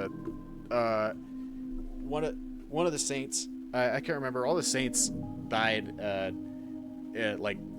Followers of Jesus. They all got killed in like really crazy ways. All of them like different from each other too. But like I think Saint Elmo had his guts ripped out, if I remember correctly. Saint Casper? I can't remember. One of the saints was flayed alive, from like the head down. I'm pretty sure is how they did it. Yeah. I mean, the Romans were they were barbaric. They'd just throw people to lions too all the time. Or they just like put a little skinny guy, like a skinny Persian guy who they haven't fed in like a week, and they throw him in Colosseum with somebody on a chariot with like, a lance and spear, and just like their best like warrior champion, and they just have him hack him to pieces. Anyway, I haven't taken too much time with this. She spoke with pleasure as if she had come here on a sightseeing trip. I heard Shion gulping multiple times near my ears. Perhaps Hinamizawa, or rather, Onigafushi Village, is something like that for the Watanagashi festival. Listen, if you try hard, can't you hear it? I wanted nothing more than to not hear anything at all. So why only at times like these do I begin to hear things I shouldn't be able to?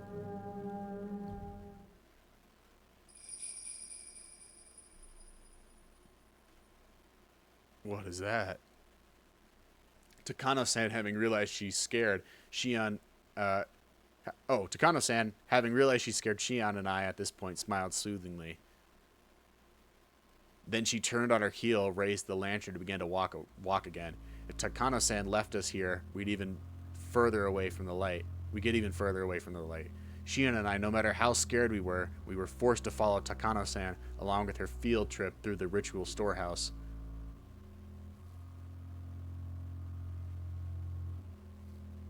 I suppose we've seen a bit of everything, see? This place is interesting, isn't it? She says, raising the lantern high in the center of the storehouse. The dim lighting didn't change, but for some reason it felt like I was able to see all of those horrible tools at once. Kei-chan, look up. Shion stammered while grabbing the nape of my neck. I couldn't tell because it was so dark, but there were a lot more tools hanging from the ceiling as well. They all looked like they were made of iron bars, but then I figured it out. Cages. Oh. For cages, they were very small. Cramped cages just for one, like a casket. If you got locked up in there, no, you wouldn't get locked up inside it.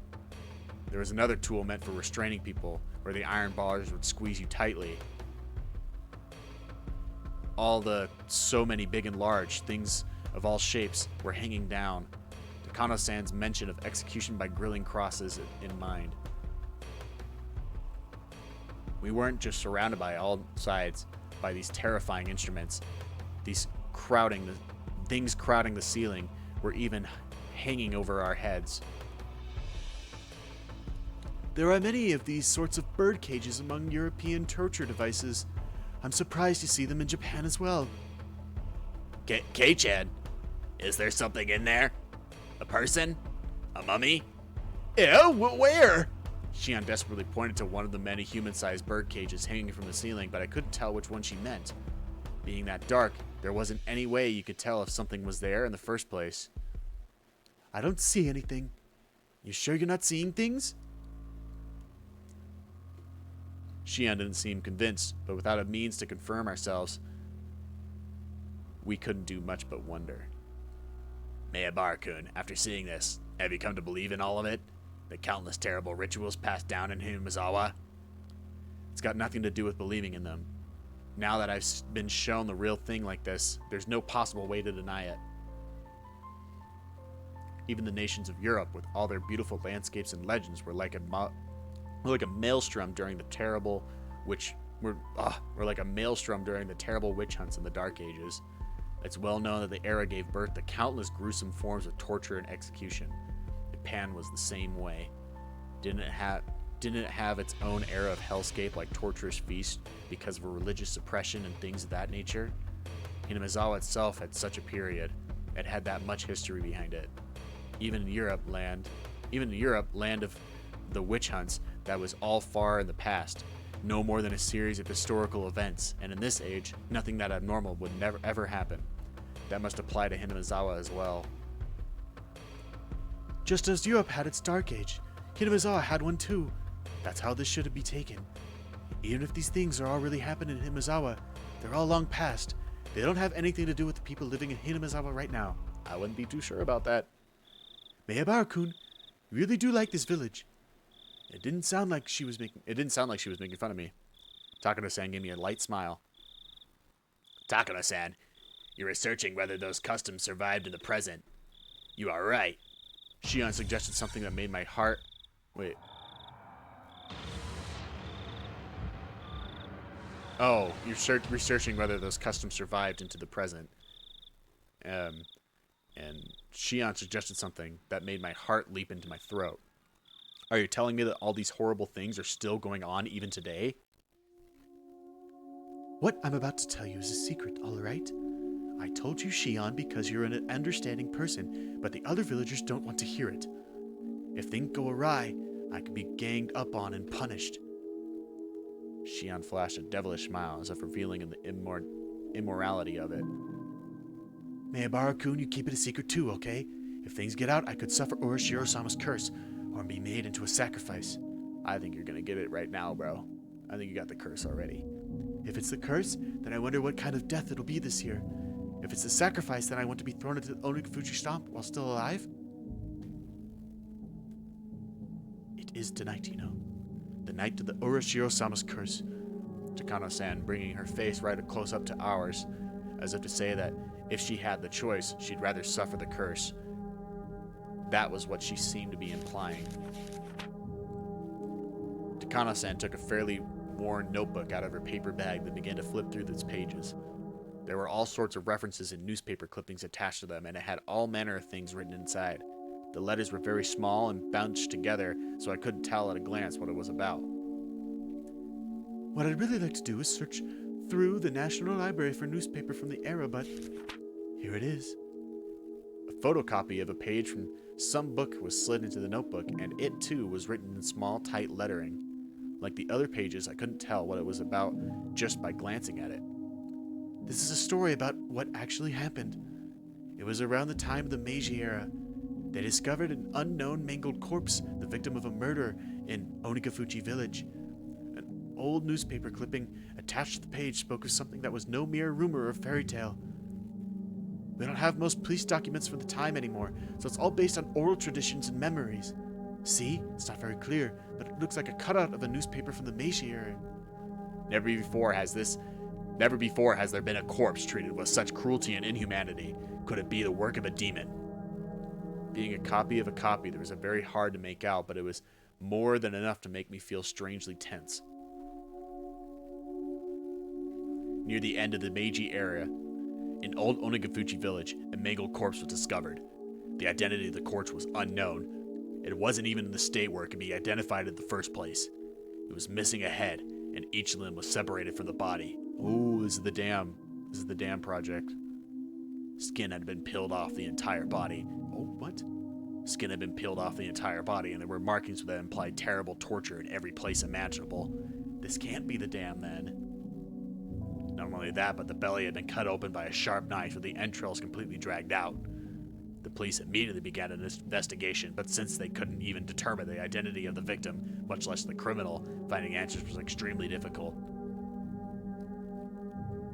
Do you understand what it must have been like? I couldn't imagine such a strange sight, even if I tried. This was the first time I was ever thankful for my lack of imagination. Dumbass. The victim was skinned while still alive, underwent all kinds of torture, and was killed brutally. The author here also thinks that even after death, the remains were divided and dissected even further, the epitome of inhumanity.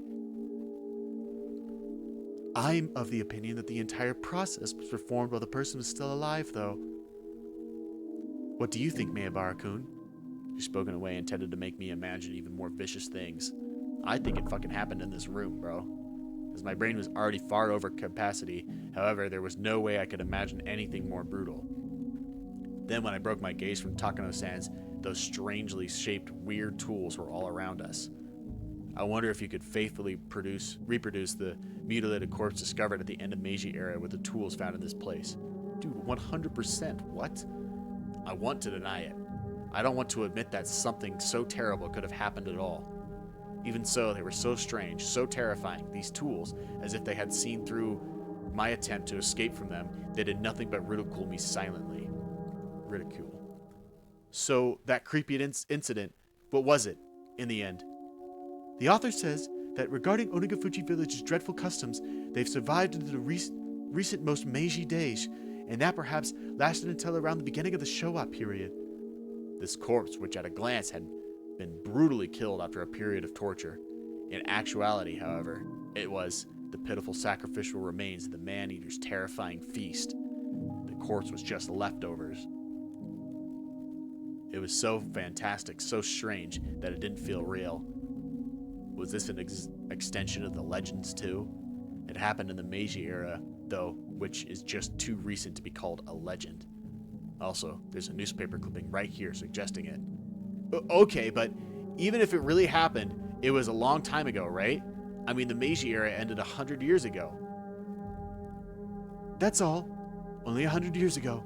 Besides, it kept happening even after the beginning of the Showa period, like with the uproar around the post-war canned flesh incident. Oh, I apologize. What the fuck are you talking about? Post-war canned flesh incident? That story was taboo, wasn't it? Takano-san immediately stopped talking as if she worried about Shion. Shion briefly looked somewhat angry, but that expression soon disappeared. Huh? Takano-san, what did you just say? Canned flesh? Just then, there was a huge creaking noise. Everyone whipped around to look.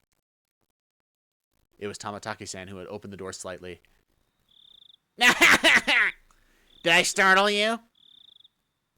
Oh, Jiro-san, could you not resist seeing inside? This is a splendid treasury trove of torture devices. I'll pass on that. I'm bad with this sort of thing by nature. Takano-san held her stomach and had to muffle her laughter as if she wanted to make a comment about about his masculinity. In any case, the dance and ceremony are over and everyone's going down to the stream. The festival will be over within minutes. Oh, that's no good. Miyabara-kun is just such a good listener that I couldn't help telling stories. I'd really rather you not mention me in a place like this. Jiro-san, Jiro-san, could you wait out front? I want to take a few pictures. There are actually a lot of tools I'd like to bring home, but we obviously can't do that. Takano-san took a picture. Takano-san took a camera out of her paper bag and began to snap photographs. She looked like she was having fun, like she was on a scavenger hunt. Keiji-kun, are you leaving too? I've seen enough. Shion, you're good too, right? Let's get out of here. I want some fresh air. I agree. Let's leave. I did feel a bit of hesitation at leaving Takano-san by herself in the darkness. When I thought about it, though, I realized that whatever kinds of evil spirits and ghosts lurked in the darkness, none of them could hold a candle to how scary she was. Even if Phantasma were to appear, she'd be overjoyed and flash her camera at it. I don't think like this is the fucking place to be playing this music, bro. It seemed like Shion shared a somewhat rude mental images. We exchanged glances and smiled painfully. We left Takano-san there, bathed in her strobe of camera flashes, and decided to go leave the ritual storehouse.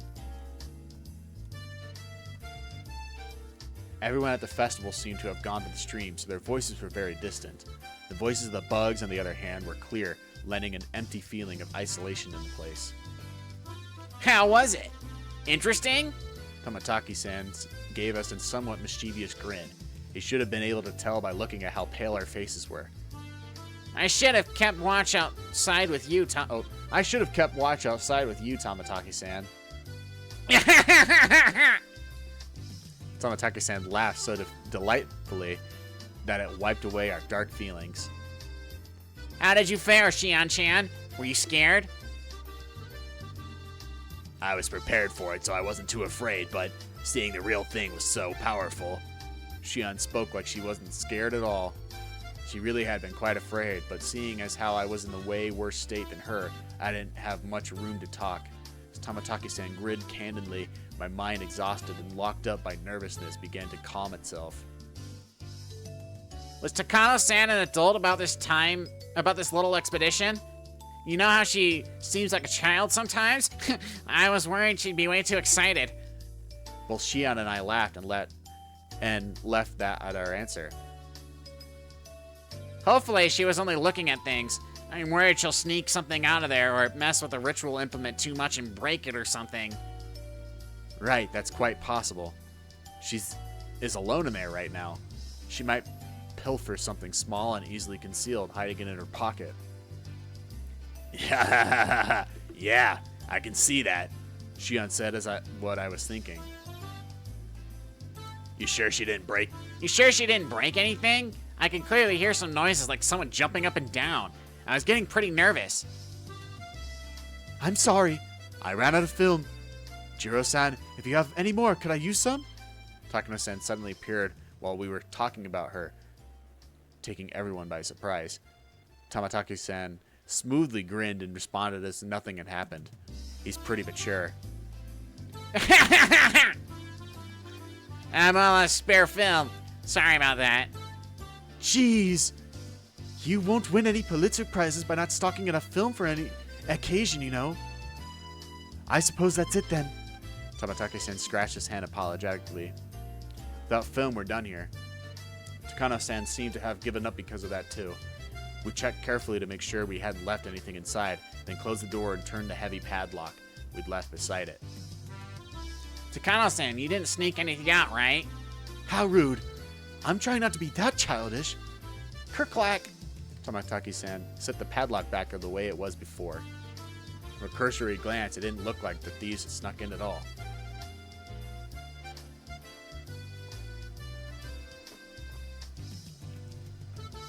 They're gonna fucking know, bro. You're all dead. Every single one of us, all four of us are dead. Not cool. Okay, let's get over the stream to ourselves. If we don't at least get some cotton afloat, there won't be any point in coming to the festival. Tamataki-san spoke brightly, urging us all on. Setting cotton afloat down the stream, I shake my head a few times, driving away my dismal thoughts as to the double meaning. Takano-san, looking a little let down, kept turning back to glance at the ritual storehouse. Let's just leave it at that, alright? You saw enough to state your curiosity, didn't you? Oh, not at all. Everything I found only renewed my interests. All those stories and legends suddenly hold water. After today, I'm going to have to change the way I look at this. Wow, she's truly indomitable. Her curiosity really is something else. Still interesting in all this, though, and through and through. We descended the stone stairs, and all the people crowding the stream came into view. Near the bottom of the stairs, we could clearly see the people receiving cotton that had been cut out for them, then wishing upon the cotton and setting it afloat down the stream. The festival was already over. Damn! I missed my chance to photograph the best part of Watanagashi. Oh, but it's not too late. I'm going to go and set some afloat. Perhaps you could take pictures of me.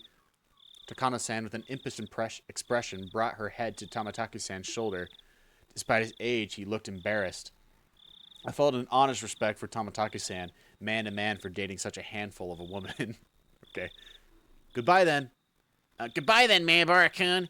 Shion-chan. We're going down to the stream. Would you like to come with us? No. I couldn't get in your way. Please, take your time. Shion waved her hand to them, and with an expression just as impish as Takano-san's. Tamatake-san on his part seemed to want us to come, but whatever. Shion gave a big stretch and sat down on the stone steps. I'm pretty worn out.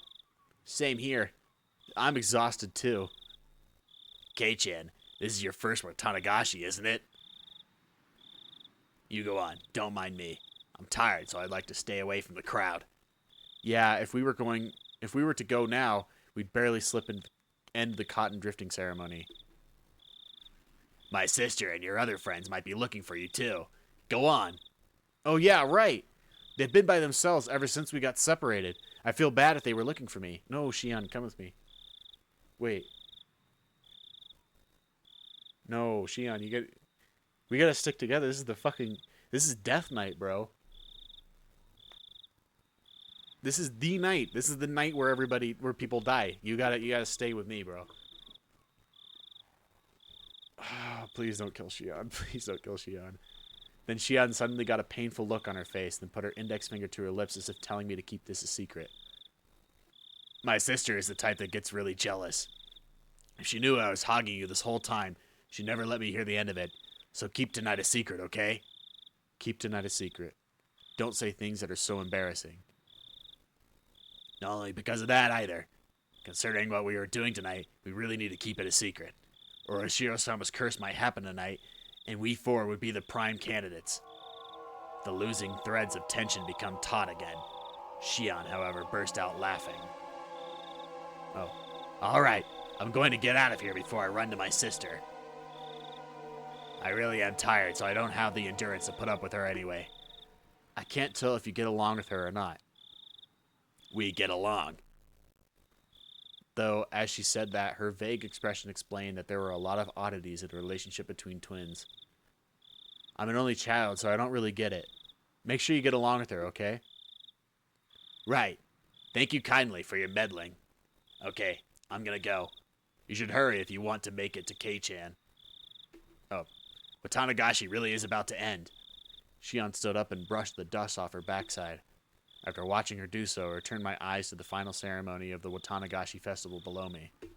Just staring at her ass. Seriously, though, what was that sound anyway? It was kind of unpleasant and creepy. Huh? What sound? The sound, you know, the banging noise. It was really loud, wasn't it? I was giving her a blank expression, so Shion stared at me. I stared hard at her, too. Sorry, Shion. Could you give me the short version? What was making noise? Wait, Kei-chan. It didn't bother you? When all's said and done, it was like we were speaking two different languages. Shion, explain it to me without jokes from the beginning, will you? What's this about a noise? Kei-chan, you quit joking around, too. Really, honestly, it didn't bother you? Neither of us was giving any ground, and both of us were staring at the other in disbelief. We were answering questions with more questions with no sign of an actual conversation in sight. Baffled, I held the urge to shout at her and ask politely one more time. I'm going to ask you one more time, okay? I'll ask the questions. Shion nodded silently. Okay, here goes.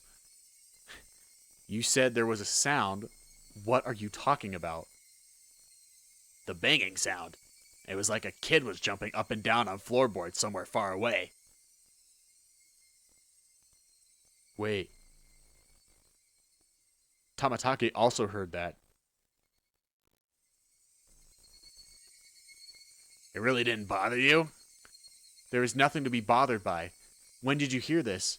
I never heard anything. Wait, Kei-chan, are you serious? Shion, as if she didn't understand my plain and simple answer, pressed me further, her expression serious. I had no clue what she was talking about, but if it was Shion acting like this, whatever it was, it gave me the creeps and sent a chill down my spine. It was while we were looking around the inside of the ritual storehouse with Zakano-san. About the time she started her stories, I think it was. Little by little, louder and louder, off and on. She heard a banging sound like a child jumping on distant floorboards. That can't be true.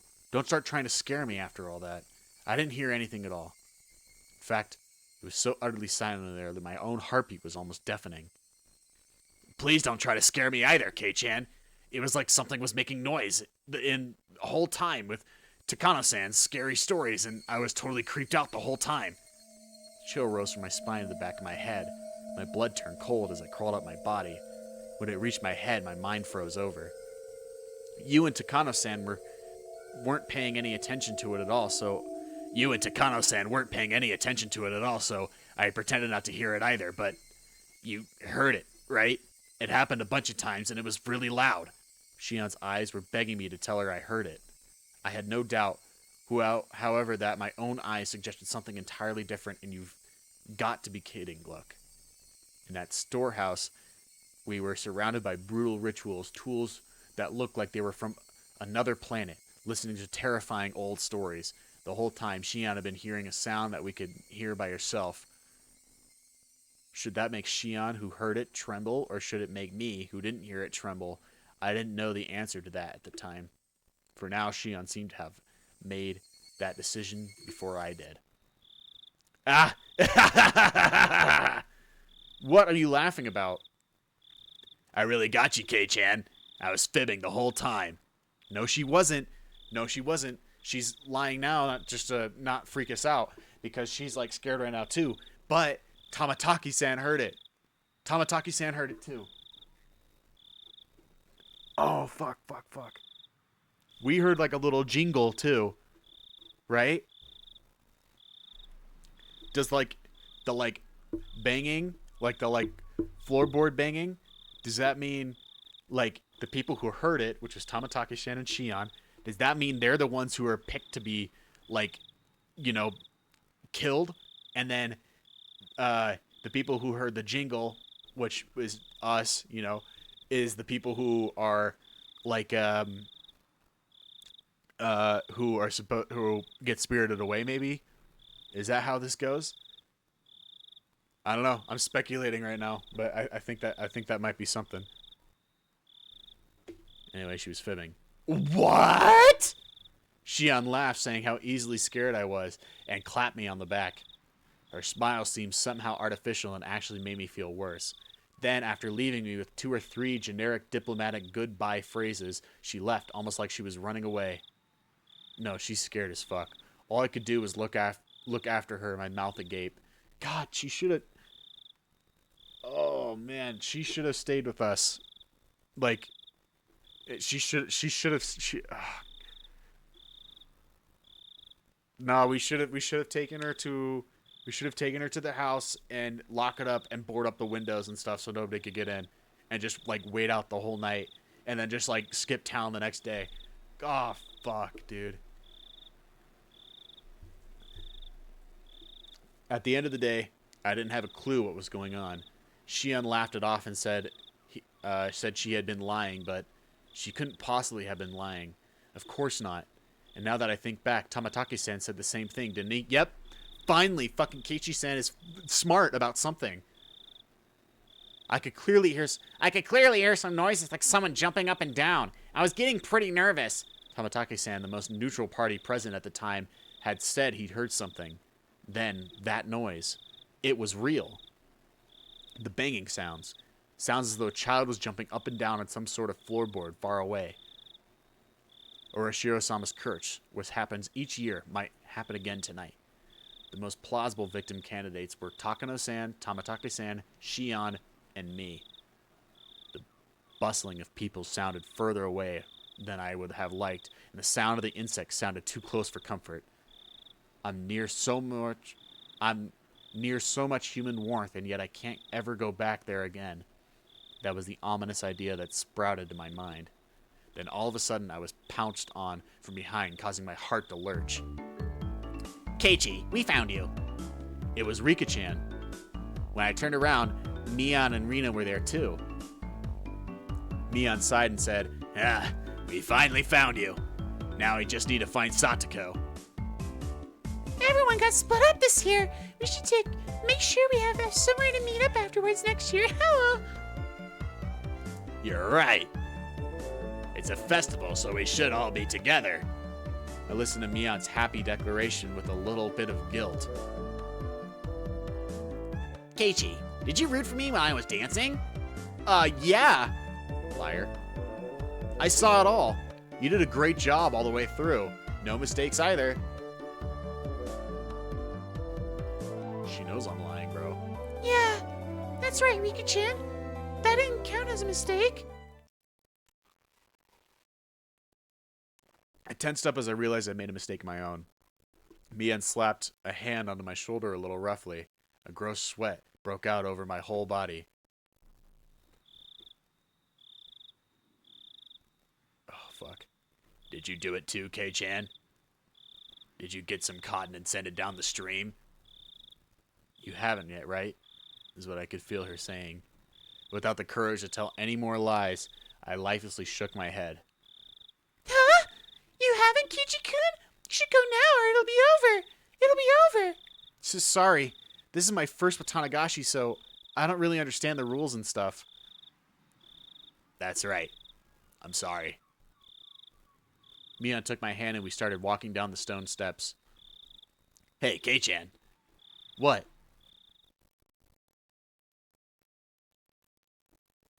Did you see Shion? My heart skipped another beat. Maybe Mian could sense my surprise through my hand. No, oh, well, I sort of think I saw her. You two look so alike, though, so I might have been you. You wouldn't have gotten that wrong. We're wearing different clothes. Huh? Oh, that's right. Mian's momentary silence was like a death grip upon me. I just can't do anything about that Shion. Well, it's her we're talking about, so we can just leave her be. Mian's expression returned to her former usual smile, and we continued down the stone steps, her firmly pulling my hand along.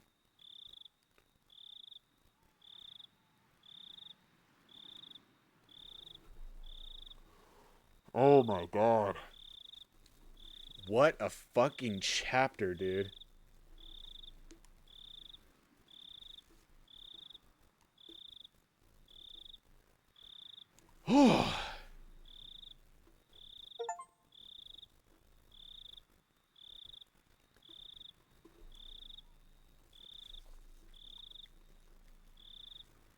Wow. Shit is going to get real. I feel like it's going to get even more real, too. I've got to pee, and I will be right back, but I do want to see these new tips. All right. From the scrapbook 4. From the scrapbook 5. After the festival.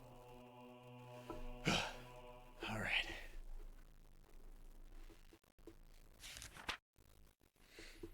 Watanagashi. The rite of Watanagashi is performed during a village festival every June, even now. The reading back to its origin turns up seriously sanguine ceremony. Originally, Watanagashi would happen at fixed intervals, and after receiving Orishiro-sama's trust, they chose a sacrifice. Then the entire village would kidnap, demon away the person and ceremoniously dissect and devour them in a feast. The rules that determine the intervals are shrouded in mystery. This is because the ceremonies occurred extremely irregularly. There's a theory that it was determined based on astrological fortune-telling, but it isn't too convincing. The residents of ancient Onikafuchi village firmly believed that there were half-man, half-demon transcendents, and that they were more valuable than humans were, and they forced people within and without to accept that. Perhaps the act of kidnapping and eating people was done to prove that they were higher up on the food chain. This is just a hypothesis, but maybe the rite of Watanagashi was a political event for the purpose either being an outlet for or outright diverting the attention of the villagers of the isolated Onikafuchi village. In case of any of their complaints or dissatisfactions grew serious, if that was the main reason these ceremonies were held, then it's easy to explain how erratic they were.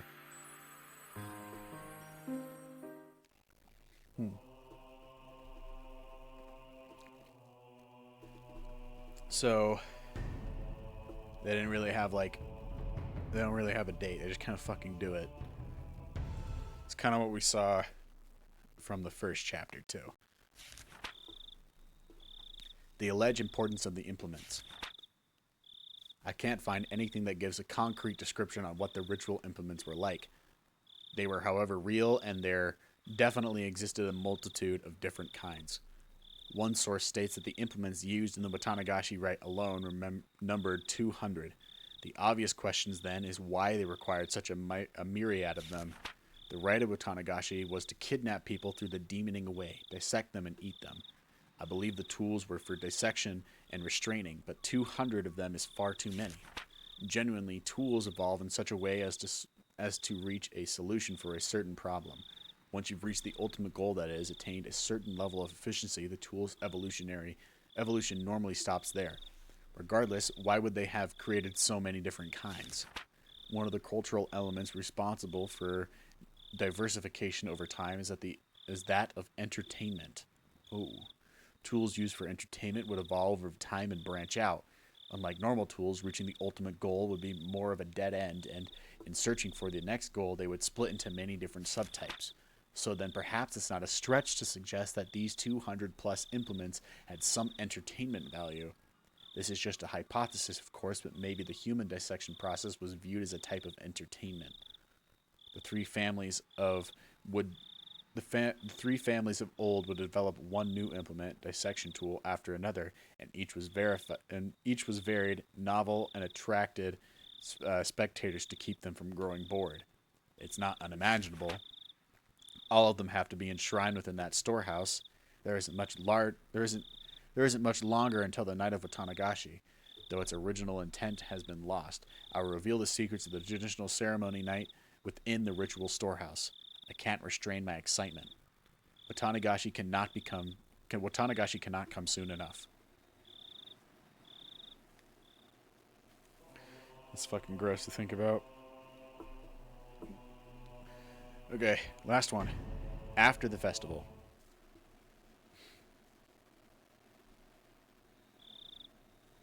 Late that night, tensions in the police station were strained. In the silence, many of the staff members' eyes shifted back and forth between the clock and their telephones, counting the seconds that stifled atmosphere.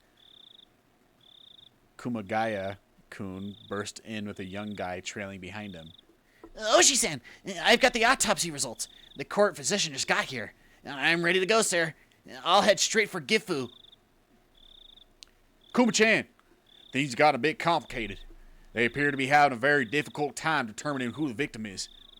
Could they have been dismembered? Nope.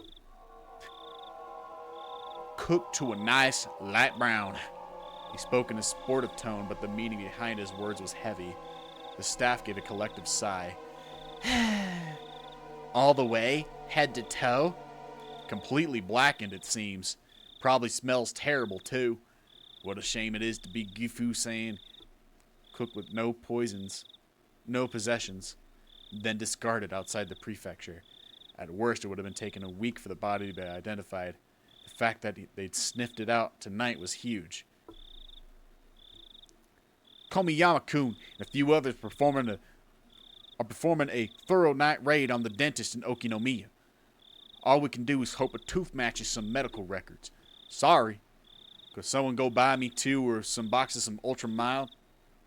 The young guy answered in affirmation and darted into the hallway. Yeah, of course, Oshi-san! Of course, Oshi-san! And then he runs off. We did an excellent job finding it this year. It could be that the people who disappeared in past years were scattered outside the prefecture like this too. Then why not bury them? Or sink them into the Sea of Japan or Lake Biwa or something like that. Why, though? Hasn't the pattern so far been one person dies and another one disappears? Kuma-chan, the corpse was inside an oil drum, unrestrained and cooked. They probably burned them after strangling them. They knew it would be found. So what you mean is, from the beginning, they didn't want a person to disappear this year? Not so much that they just aren't related. The person didn't disappear. In fact, whoever did it seems to have wanted to make a show of it. You mean it could be a warning? He folded his arms and then heaved a long, heavy sigh. This might be the case that had it happened in town. If they'd mess up taking the victims far away and burning them alive, wouldn't have been noticed. If they meant it as a warning, they should have done it closer to Hinamizawa. They wanted to emphasize the fact that they killed the victim, but instead of doing it somewhere for dramatic effect, they did it outside the prefecture. Did they want to emphasize it or hide it? Boy, I wonder what Orishiro-sama's up to this year. A telephone ring cut through the heavy silence. A staff member nearby snatched up the receiver. Oshi-san, it's Komiyama. They have it. The dental clinic in Okinomiya fixed the wisdom tooth 3 years ago. What about the records? Complete with x-rays. Well, I feel bad for waking up the dentist before dawn. Kuma-chan, get out there as soon as you get the records from Komiyama-kun. Will do. Oh, it's the chief. Thank you for coming out this hour. Oshi-san, my apologies for the lateness. What's the situation? Well, it's just getting good, you see. We're all getting fired up. Oh, wow.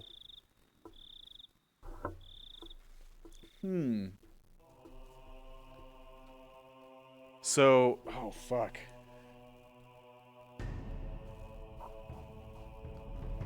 Is that talking about somebody tonight? Somebody tonight died? Or was that before and they just found them?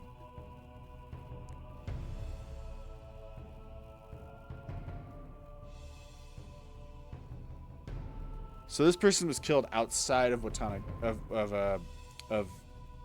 Hinamizawa, right? But during the Watanagashi? Or before the Watanagashi and they just found the body? Fuck, dude.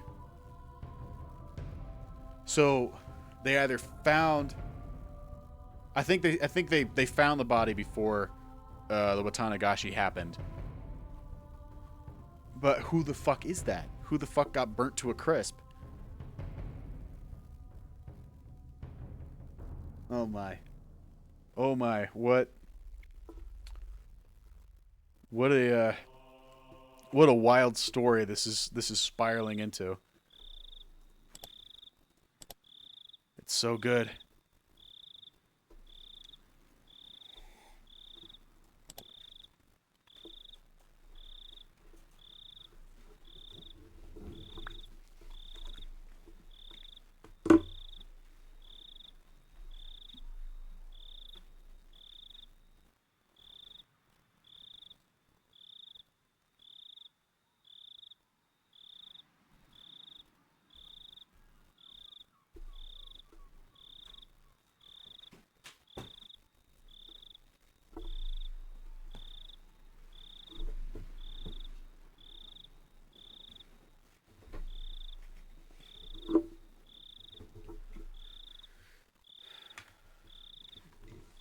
Okay, now I'm at a dilemma.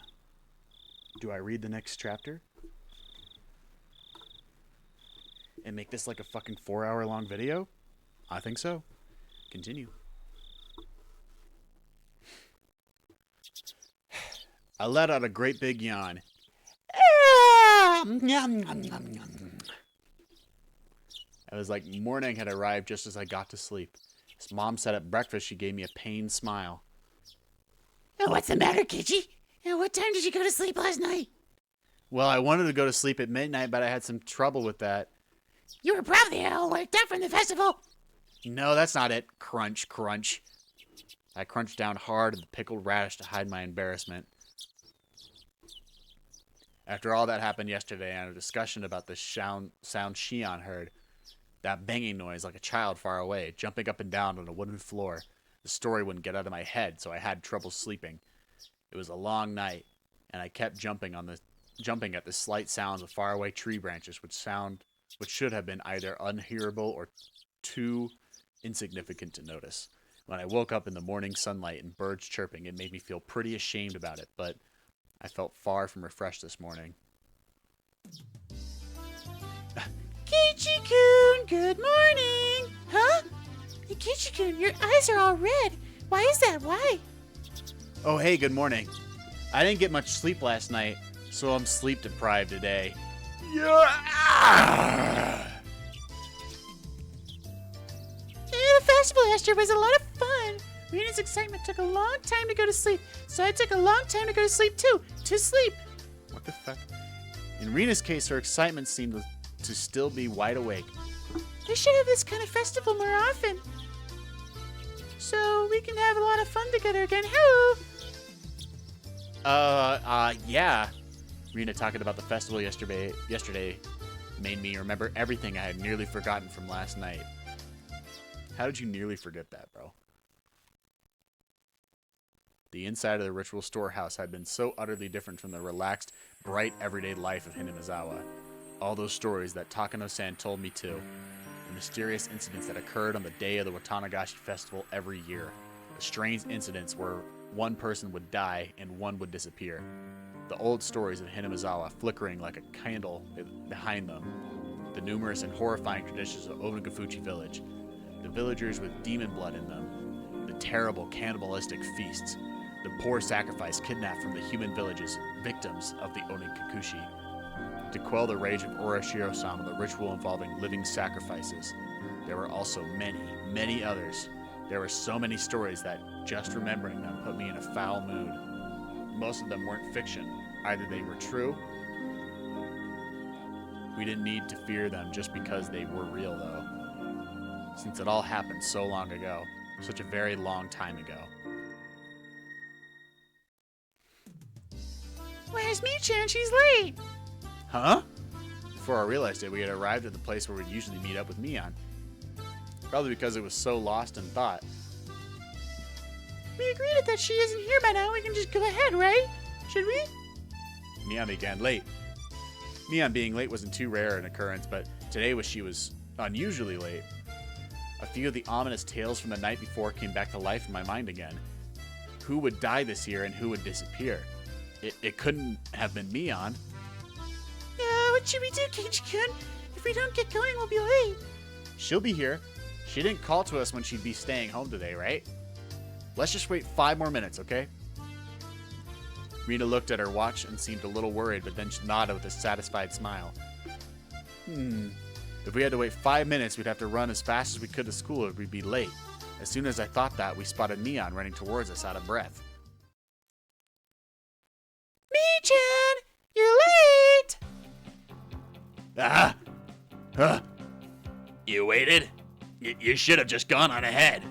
Mion was breathing heavily and her face was all red. Her house was right down this road, wasn't it? Wasn't far enough away for her to end up like this, was it? Mi-chan, are you not feeling well? Huh? Now that she mentioned it, Rena pushed Mion's bangs away and put her hand to her forehead. Rena, your hand is pretty cold. Mi-chan, you're a little bit warm. It's no big deal. Give it half a day and I'll be fit as a fiddle. Are you really okay?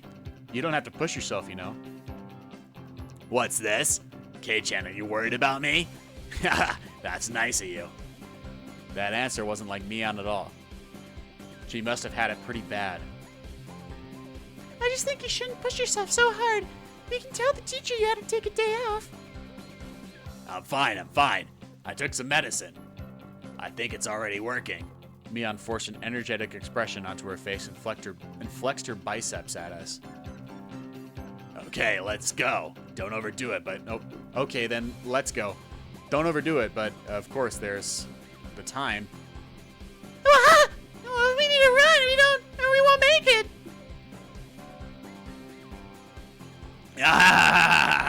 This morning sure is thrilling. Maybe it's just what I need to shake off this slowness. Let's run. Hey, wait, you're sick! Don't go overboard! Mion began to run vigorously away. Mi-chan is older than us, right? She knows her own body better than anyone. I decided to leave it at that and assume she was fine. Great. Then we should get going too. We began to run after Mion.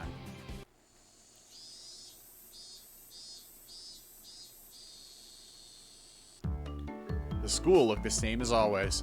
The hours passed listlessly, and my lack of sleep took its toll. If there was a sport where people competed by sleeping, I'd be world champion by now. The trick to overcoming this sort of dangerous situation was to hold your pencil upside down. Why, you ask?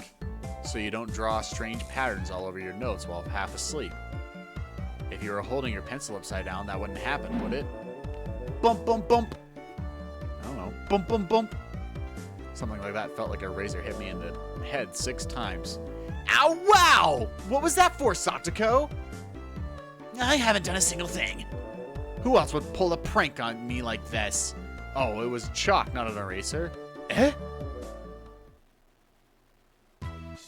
Behind me, like a female outlaw might hold razors, was the teacher's shadow holding 3 pieces of chalk in each hand. Rumble, rumbo. Mea Barcoon, go ahead and wash your face. Right. Gladly. That alone was enough to wake me up, but I flew out into the hallway as if shoved out by the pressure exuded by the teacher's sheer power. If I was going to wash my face anyway, then I would rather use the sinks out front rather than the ones in the dark restroom. Thinking that, I left the hallway and went to the entrance. The sunlight was strong. So strong you wouldn't think it was June. I turned the faucet, and with a lifeless bubbling noise, lukewarm water came pouring out. If I let it run for a few minutes, would it get cold? I looked at it absent-mindedly for a while. I knew you'd choose these sinks, K-chan. The ones out front just feel better, don't they? Huh? Mion? No cutting class now. I stuck my hands into the water to find it had gotten so cold that it seemed strange that it had ever been warm. I scooped it up and splashed it against my face. Once I was done, I moved out of the way, and Mion did the same. Mion, how's your cold doing? You're sleepy because of the medicine, not from lack of sleep, right? Huh? Actually, this is a secret, but after the festival yesterday, I got wrapped up in the party my relatives were having. Oh, really? A party, huh? And, well, I had a bit. Of alcohol? A bit? She made a gesture like she was tilting a cup into her mouth, which means you didn't have a cold or anything. Are you hungover? How old are you? Give me a break. I really don't feel well, you know. I suppose you've been feeling lousy either way. Still, you treat colds and hangovers in completely different ways. I was worried over nothing. Man, I guess that's just like you, Mion. Mion scratched her head, a little embarrassed. She didn't seem to be feeling well, but now that I knew it was a hangover, I didn't need to worry too much. It would go away with time, after all. Oh, my head really is pounding, so the teacher told me I should go home early. Ack! You cheater! So you are going home now, Mion. Now that I looked again, Mion had her bag with her. She must have been on her way home. Yep, I feel bad about it, though. I'll get some rest at home like a good girl. Sorry I can't make it to the club. Would you take over as leader for today, K-chan? I don't know if that will happen. We have an unspoken rule where we don't do the club unless everyone is there, don't we? We never did it when you had to go on your part-time job, did we? Mion laughed wryly, saying we didn't need to worry about her. No matter how much fun we have, though, I think that feeling guilty about friends who can't share in it is the sign of a really fantastic friendship. In that sense, the club Mion has created is a wonderful thing. As I thought about it, the moisture on my washed face dried up. I suppose we were talking too much. If I didn't get back to the classroom soon, I could get in trouble. Okay, later. I'm going back. Be careful on your way home. Don't wobble into a sewer or brook, got it? I left it at that, turned around and started heading back to the classroom. Oh, one more thing, K-chan. Mion stopped me and I turned my head to listen. What's up? This may sound weird, but don't think too hard about it. Well, that depends on what it is.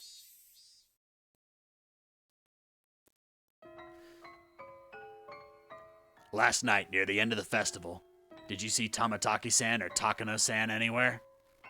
I suddenly tensed up. You know Tamataki-san and Takano-san, right? You remember K-chan when the 4 of you were talking during setup the day before? If I could, I wanted to forget about sneaking into the storehouse that night as soon as possible. So hearing the names of the people I was with at the time really got to me. Besides that, though, why was Mion asking me a question like that?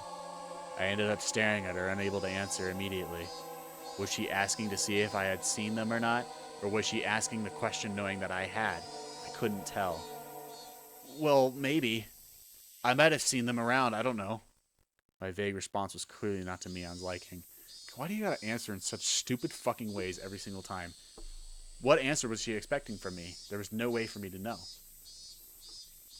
I see. Then, one more question. On the same night, did you see Sion? My heart leapt in my throat again. The tiny needles buried underneath Mion's words prickled into me. Didn't you ask me that yesterday? I think I told you that I wasn't sure if I had or not. Did you? I guess I just thought I'd get a different answer if I asked you again. I suddenly noticed something in Mion's eyes, something indescribable. Tamataki-san and Takano-san, Shion too. She was asking me about them. There was no doubt about it. Last night, the four of us snuck into the ritual storehouse, so she knew everything. So what now? So what? There's not really a curse anyway. That's right. Even Shion and Takano-san said yesterday during the festival there was no curse, and that rather than a curse, it was the doing of the villagers. My blood curdled. Mion was, almost without a doubt, aware that we snuck into the warehouse. It was nothing strange. I screwed up bad flipping on the light switch last night. If Mion had been searching for me, it was simple to imagine that she had been that momentary light and come to find out what was going on. Also, she would have saw Tamataki-san standing out front. Did you really not see her? Why are you so intent on knowing if I did or not? It's not important. It's just that there are some people who are speaking poorly of Tamataki-san, Takano-san, Shion, and you, Kei-chan. I didn't really want to hear what they were saying, though. Unpleasant sweat dripped on my arms, and the sound of it hanging from my fingertips was so annoyingly loud. I didn't believe that you were doing something bad. I just wanted to ask a bit about it, so I did. Sorry for making you uncomfortable, okay? I found myself unable to reply. My reaction must have made it obvious that the truth was, and yet I couldn't explain myself. Kei-chan, you weren't with Tamataki-san, Takano-san, or Shion, right? Yeah. I finally wrung out an answer between ragged breaths. Mion's expression softened a little. That's good. I'll have to tell them. You weren't involved in anything bad, Kei-chan, so I'll make sure to tell everyone. Yeah, please do. Tell them I wasn't doing anything bad. To everyone, make sure. Everyone. Everyone who is everyone. Okay, later. I'll be better tomorrow. Bye-bye. Wait, Mion! What do you mean by everyone? Just then, a freezing cold hand touched the back of my neck. Hey! You're late, Maebara-kun. How long does it take to wash your face? It was the teacher. I was taking so long she came out to get me. I'm sorry. I was just speaking to Mion. I turned around, but Mion had crossed through the schoolyard without realizing it, and now standing at the gate. Come back to your studies. Quickly now. The teacher was being insistent. We returned to the entrance. I looked back one more time, and Mion was nowhere in sight.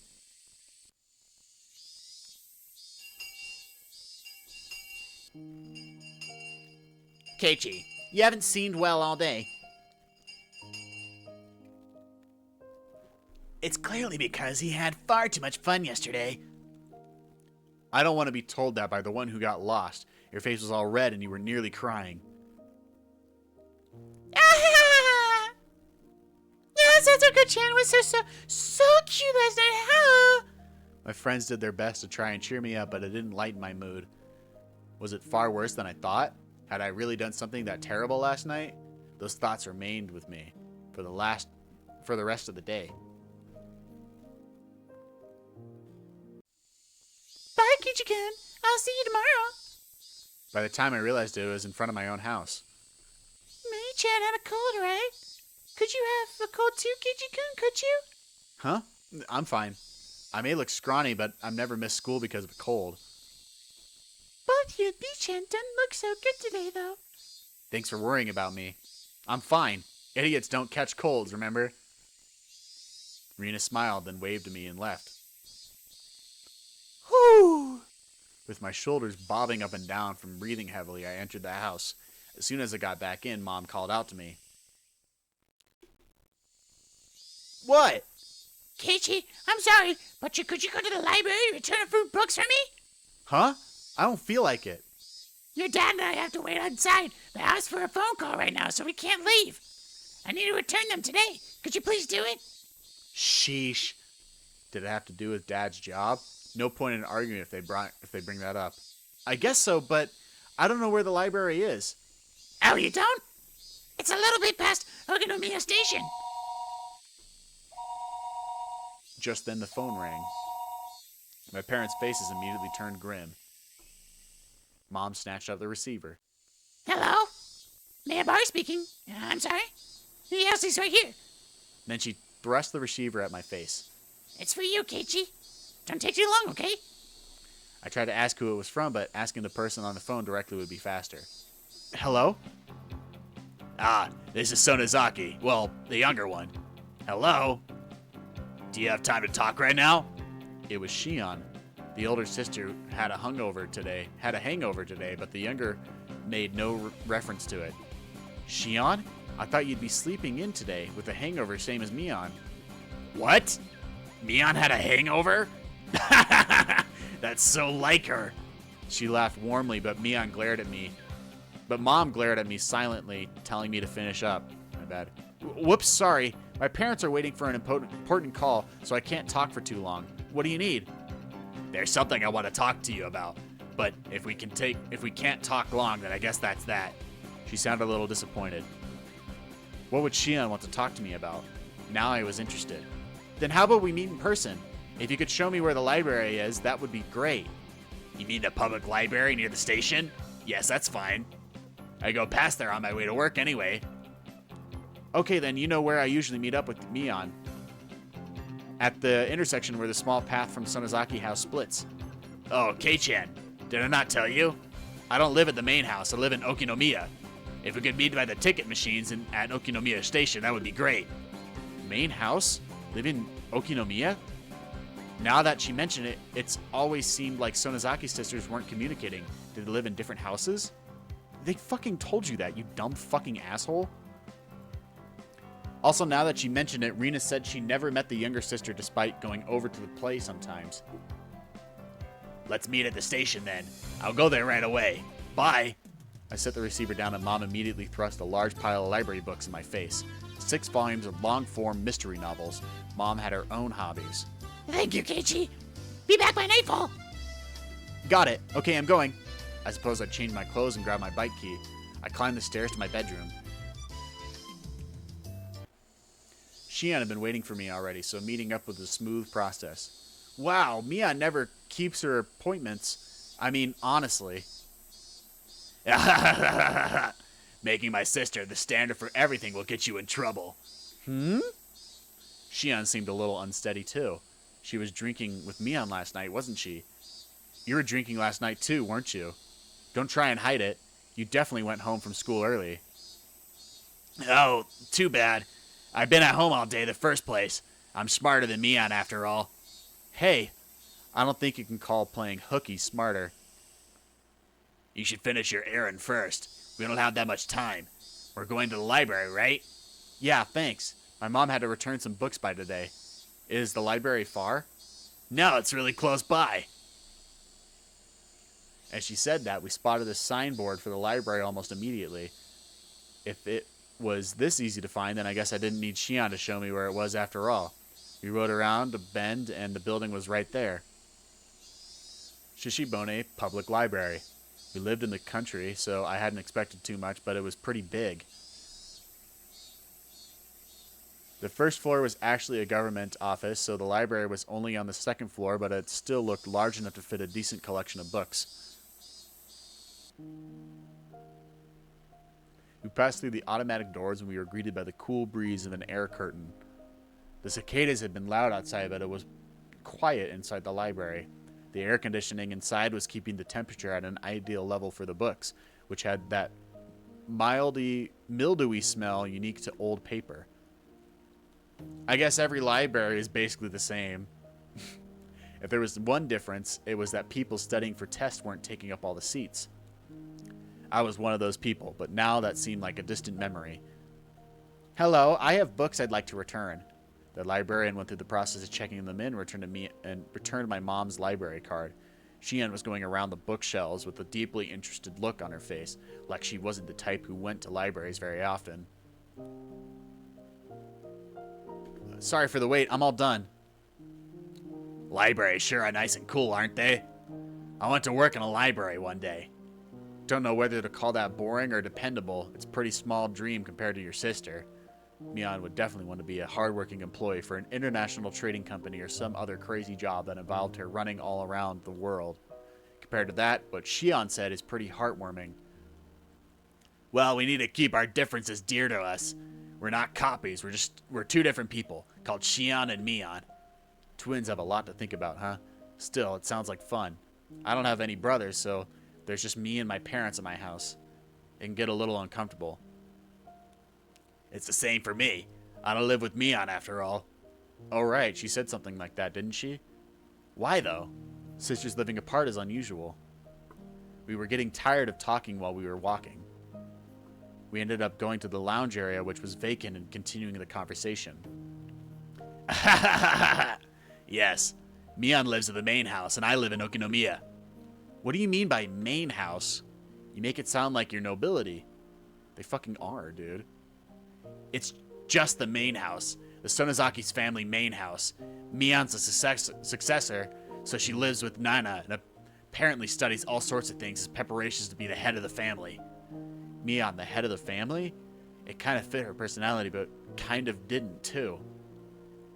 Kei-chan, you just moved here, right? This will sound like I'm boasting, but we of the Sonozaki family are kind of personas around here. Huh? Seriously?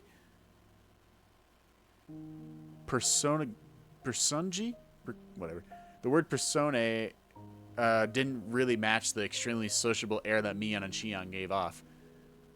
From what Xian explained, the Sonozaki family goes way back to the beginnings of Hinamizawa after the war. They had a bunch of successful ventures and extended their influence to a wide area. The Sonozaki house is a foundation under which the entire family cooperates, though the current family head, Grandma, was the one who built it. The entire family would provide backup to help one relative with a business venture. Then they were like a huge living company. This let them avoid tax-related problems and help relatives' ventures succeed one after another using large amounts of money. If you ever go for a walk, though, Okinomiya, pay attention to the signboards and stuff. There's a ton of shops that are managed by members of the Sonozaki family. Now that you mention it, that toy store looked like it was managed by What the? You already know this shit, bro. Does that mean you fucking know this? You know that fucking the Sonozakis own the fucking toy store and the Angel Mart, a bunch of fucking brothels. They own the convenience stores all around. They're politicians. You fucking know this already, dude. They fucking told you already. Even after you died. They fucking told you all this at the beginning, bro. Come on, dude. Even what few shots I was familiar with were involved with the Sonozaki family. It was definitely surprising. The family is particularly strong in finance and real estate. Even a lot of members of the Chamber of Commerce and Industry either have the last name Sonozaki or are their relatives. There are Sonozakis in the City Council and the Prefectural Assembly too, which they have the Okinomiya era giving them strong electoral support. Wait a minute. This is all escalating pretty quickly. Her relatives operate shops in downtown Okinomiya and they're especially strong in finance and real estate? You fucking know this already. On top of that, a lot of those chambers of commerce and industry are relatives, and they are even people elected to local offices. So then, the Sonozaki family is pretty famous in this area. Whoa! Whoa! Man! Fucking Oshi jump scare. Yeah? It's crazy. No foo. All of a sudden, a cigarette-smoking, overweight old man interrupted our conversation. Wait, I know this guy. Hello, good afternoon. Are you on a date today?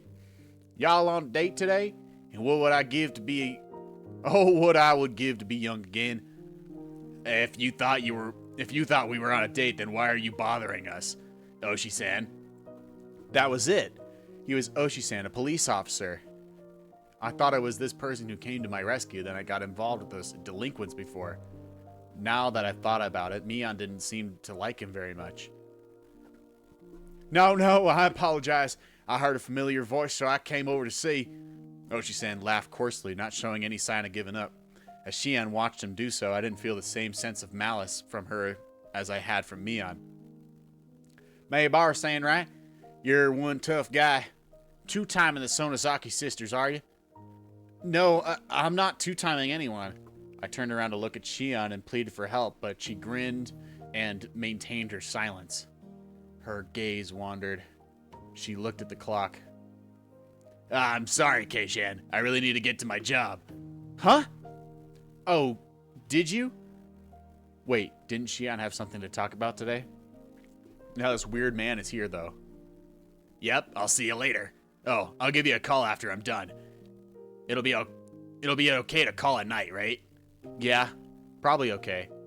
Then I'll talk to you later tonight. Bye. Bye. Shion left so fast she was practically running. Oshi-san was waving at me with a grin. I felt like I'd been left here as a bait so she could get away. Maybe she was lying about having to go to work. You're quite a big shot being so close to the Sonozaki daughters. Maybe I should rethink how I talk to you, too. Fo. Oshi-san put a coin into a vending machine as he said something a bit appalling. Is iced tea okay with you? Do you want milk in it? Huh? Oh, no, I'll put some in it then, alright? Here you are. He handed me a cup of tea, filled it with the brim with ice, and I looked on absent-mindedly. I don't think I'm obliged to have a guy like this buy me a drink, but he did get it for me, so I'll thank him. Was Oshi-san just killing time? We didn't know each other very well, but he still engaged me in conversation about all sorts of dumb things. When I thought back to how I talked with Shion, this seemed like a total disaster. He's trying to build rapport, bro. Maybar-san, how much do you know about Sonozaki-san? Other than that, I heard just now nothing. Until then, I hadn't known anything about either Mion or Shion, other than the fact that they were interesting. I really did only just learn that she was the daughter of some prestigious family. Sonozakis are a Yakuza group with this entire region under their thumb. Plus, her father is a high-ranked executive in the XX Yakuza Association. Did you know that? He's a fucking gang member? What? An executive? Have you ever seen where Shion lives? It's the very picture of a gang boss's house, protected by high walls, barbed wire fence, and security cameras. If you have the chance, you should go visit her. She mentioned me on being a successor, but to a Yakuza group? No. Not at all. A born-old Yakuza group isn't the only thing Miyazaki-san will inherit. She's inheriting the Sonozaki family itself. I'll leave it to you to mull over what exactly that means. Oshi-san had spoken lightly about this from start to finish, but what he was saying wasn't light in the least. It was abrupt and unbelievable. Mion-san wanted to, she could kill someone in the middle of the street and still cover it up. Oh my god. Not only would witnesses not show up, but she put pressure on the police too. But Mion would never kill someone. She wouldn't. I'm just speaking hypothetically. Your name, it was Oshi-san, right? Yeah, that's right. Then, Oshi-san, whatever family Mion comes from, it doesn't change the fact that she's the best friend I could ever have, and I'm proud of that. I don't appreciate people speaking ill of her. I let my quiet anger show through my gaze as I stared at him. Of course, I could never seem to tell him what he's thinking, but I don't know if I had any effect. And let me be frank, you're Oshi. If Mion-san was suspected of a handful of incidents, what would you think? Suspected? Incidents? You can't just say terrible stuff like that on a whim. Then it would be a misunderstanding, of course. Mion may say some dangerous things, but she's not the kind of person who would do something so awful. Maybar-san, keep your voice down. We're in a library. Oshi-san shushed me, but in a state of heightened excitement as I was, I wouldn't be calm so easily. Please calm down. As I said before, the Sonozaki family holds a lot of power in this region, for better or worse. If anything happens, they would immediately be suspect. I'd appreciate if you understood that. Well, I know what Oshi-san is trying to say. Coming it with what Shion told me before, the Sonozaki family is huge and controls everything from Hinamizawa to Okinomiya. Miya, meanwhile, is its successor, who apparently holds strong influence over the entire family. Still, that's all? That's the only reason they're suspecting her? I'm just doing my job here, not to doubt Mion-san of anything but to cheer up suspicions surrounding her. Clear up suspicions. People think of it like that. He could talk a dog out of a meat truck. He was the definition of a shrewd, unfair adult. At this point, I began to think that it was no coincidence I met him. Oshi-san, do you need something from me? Yes, I do.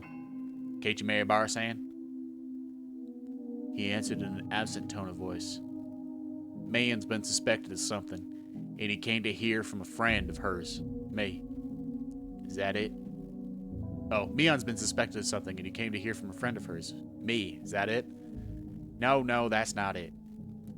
I didn't come to talk to a friend of Mion Sonozaki-san. I came here to talk to Keiichi Maebara-san. It would probably have bothered you if I had visited your house. To me? What do the police want with me? Having realized this fake, coincidental meeting had me as its target, my mood immediately turned foul. You don't need to be so tense. Calm down and just answer a few questions. Drink your tea like a good boy. Am I being questioned? Let's call it a chat with a guy who happened to run into. Foo. Oshi-san freely suggested that I relax. That said, behind his eyes was a light which I could only see sometimes that was sharp as a hawk. If I tried in vain to run away, he might actually take me in and bring me to an interrogation room or something. That was an unpleasant thought. You had a roaring good time at the Watanagashi festival last night, didn't you? Don't beat around the bush, please. I can't do small talk right now. Last night during the festival. Did you see Jiro Tamataki-san and Mio Takano-san? Well, I couldn't painfully feel myself start. Huh? Where did I put those pictures? Oh. Huh? Where did I put those pictures? Oh, here they are. He opened a small notebook and removed 2 photographs. I didn't have to look. Who knows? I might have seen them around. I don't remember. I was asked the same question for a second time today. I gave the same answer for the second time, too. Memories are blurry? Couldn't have possibly been drinking or anything. Foo. Here, too, I got the same answers I had from Mion. I realized he wasn't taking my vague reply well. Why is he asking me the same thing Mion did? The dark feeling I had nearly forgotten due to my conversation with Shion came rushing back in a hurry. We snuck into a sacred ritual storehouse, a punishable act. It was on a tiny impulse. While it does not count for much now, I do feel sorry about it. I'll ask you again. Did you see Jiro Tamataki-san and Mio Takano-san at the festival last night? His tone was soft. But there was a dreadfulness in his voice, clearly different from the first time he asked. I'm scared. That was exactly how I felt. Even if you repeat the question, my answer won't change. I don't really remember.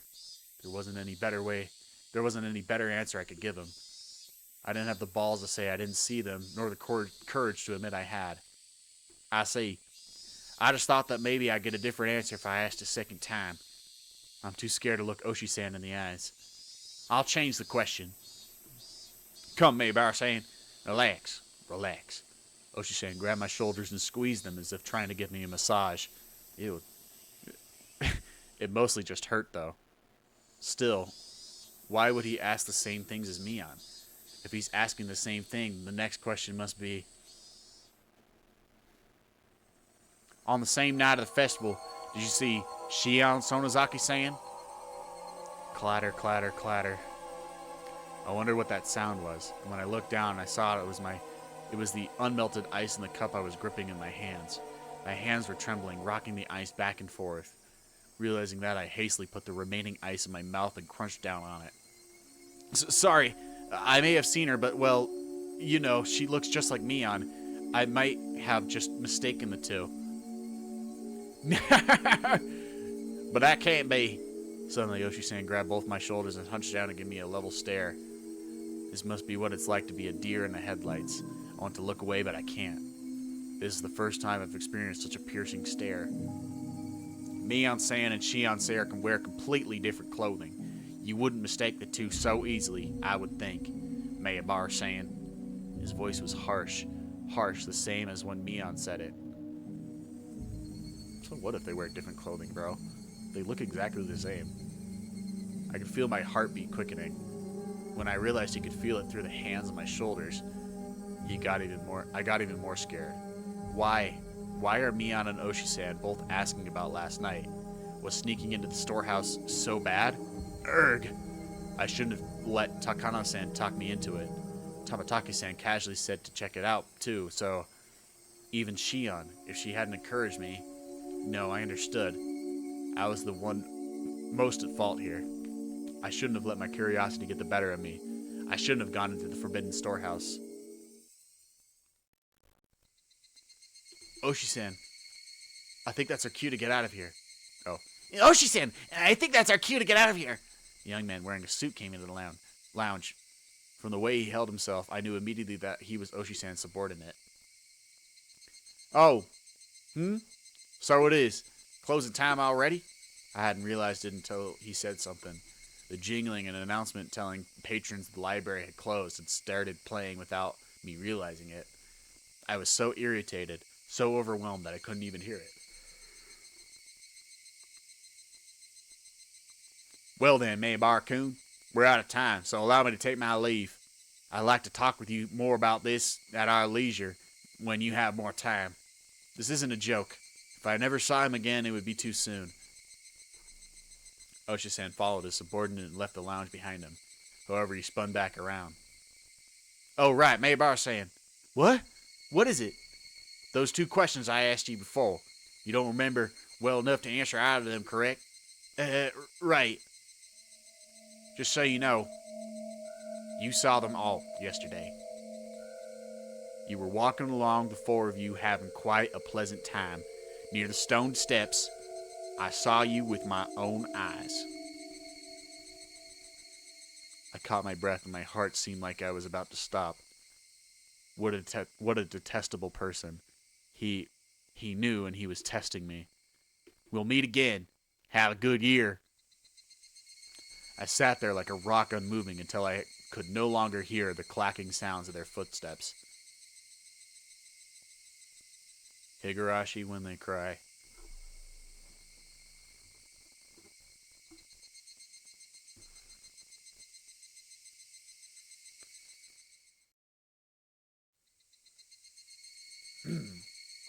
I was on my way back home. The cries of the Higurashi accentuated the already lovely evening. More time had passed than I'd thought.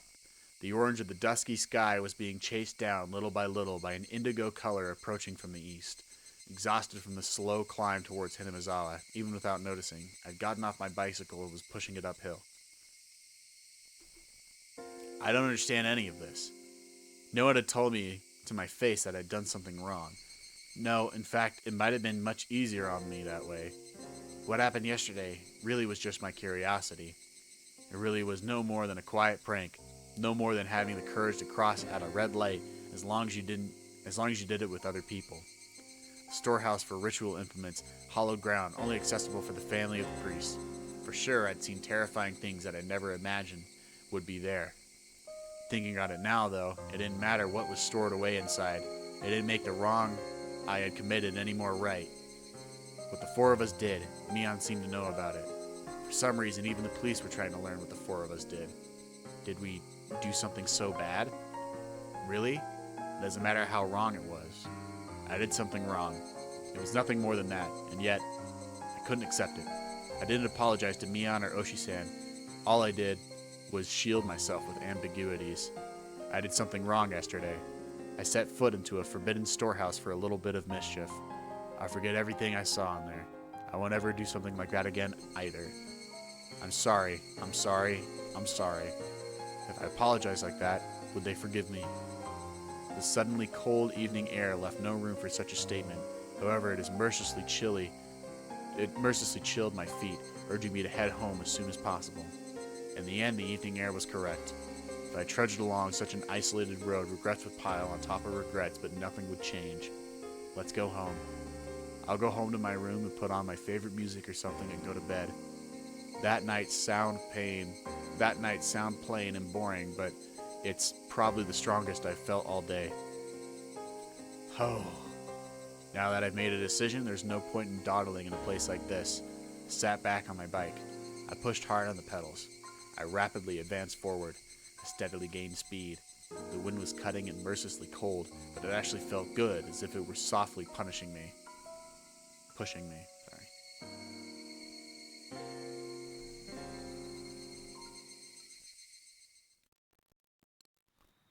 I didn't eat much dinner before excusing myself early, returning to my bed. My mom called me from downstairs. Keiichi, you have a phone call. It's from Sonozaki-san. Sonozaki? Was it Mion? No, it was Shion. No, it was Shion. I just remembered. She had something she wanted to tell me today. Oshi-san had interrupted us so she didn't get the chance. Shion had said she'd call tonight. Hello? Is that you, Shion? Hello. I ran into a bit of trouble today, didn't we? She said so plainly that I got a bit annoyed. She was the one who left me there and ran. Don't say that. Don't say that. I gave you the signal to run away with me, didn't I? You just sat there looking dazed, Kei-chan. I wasn't dazed.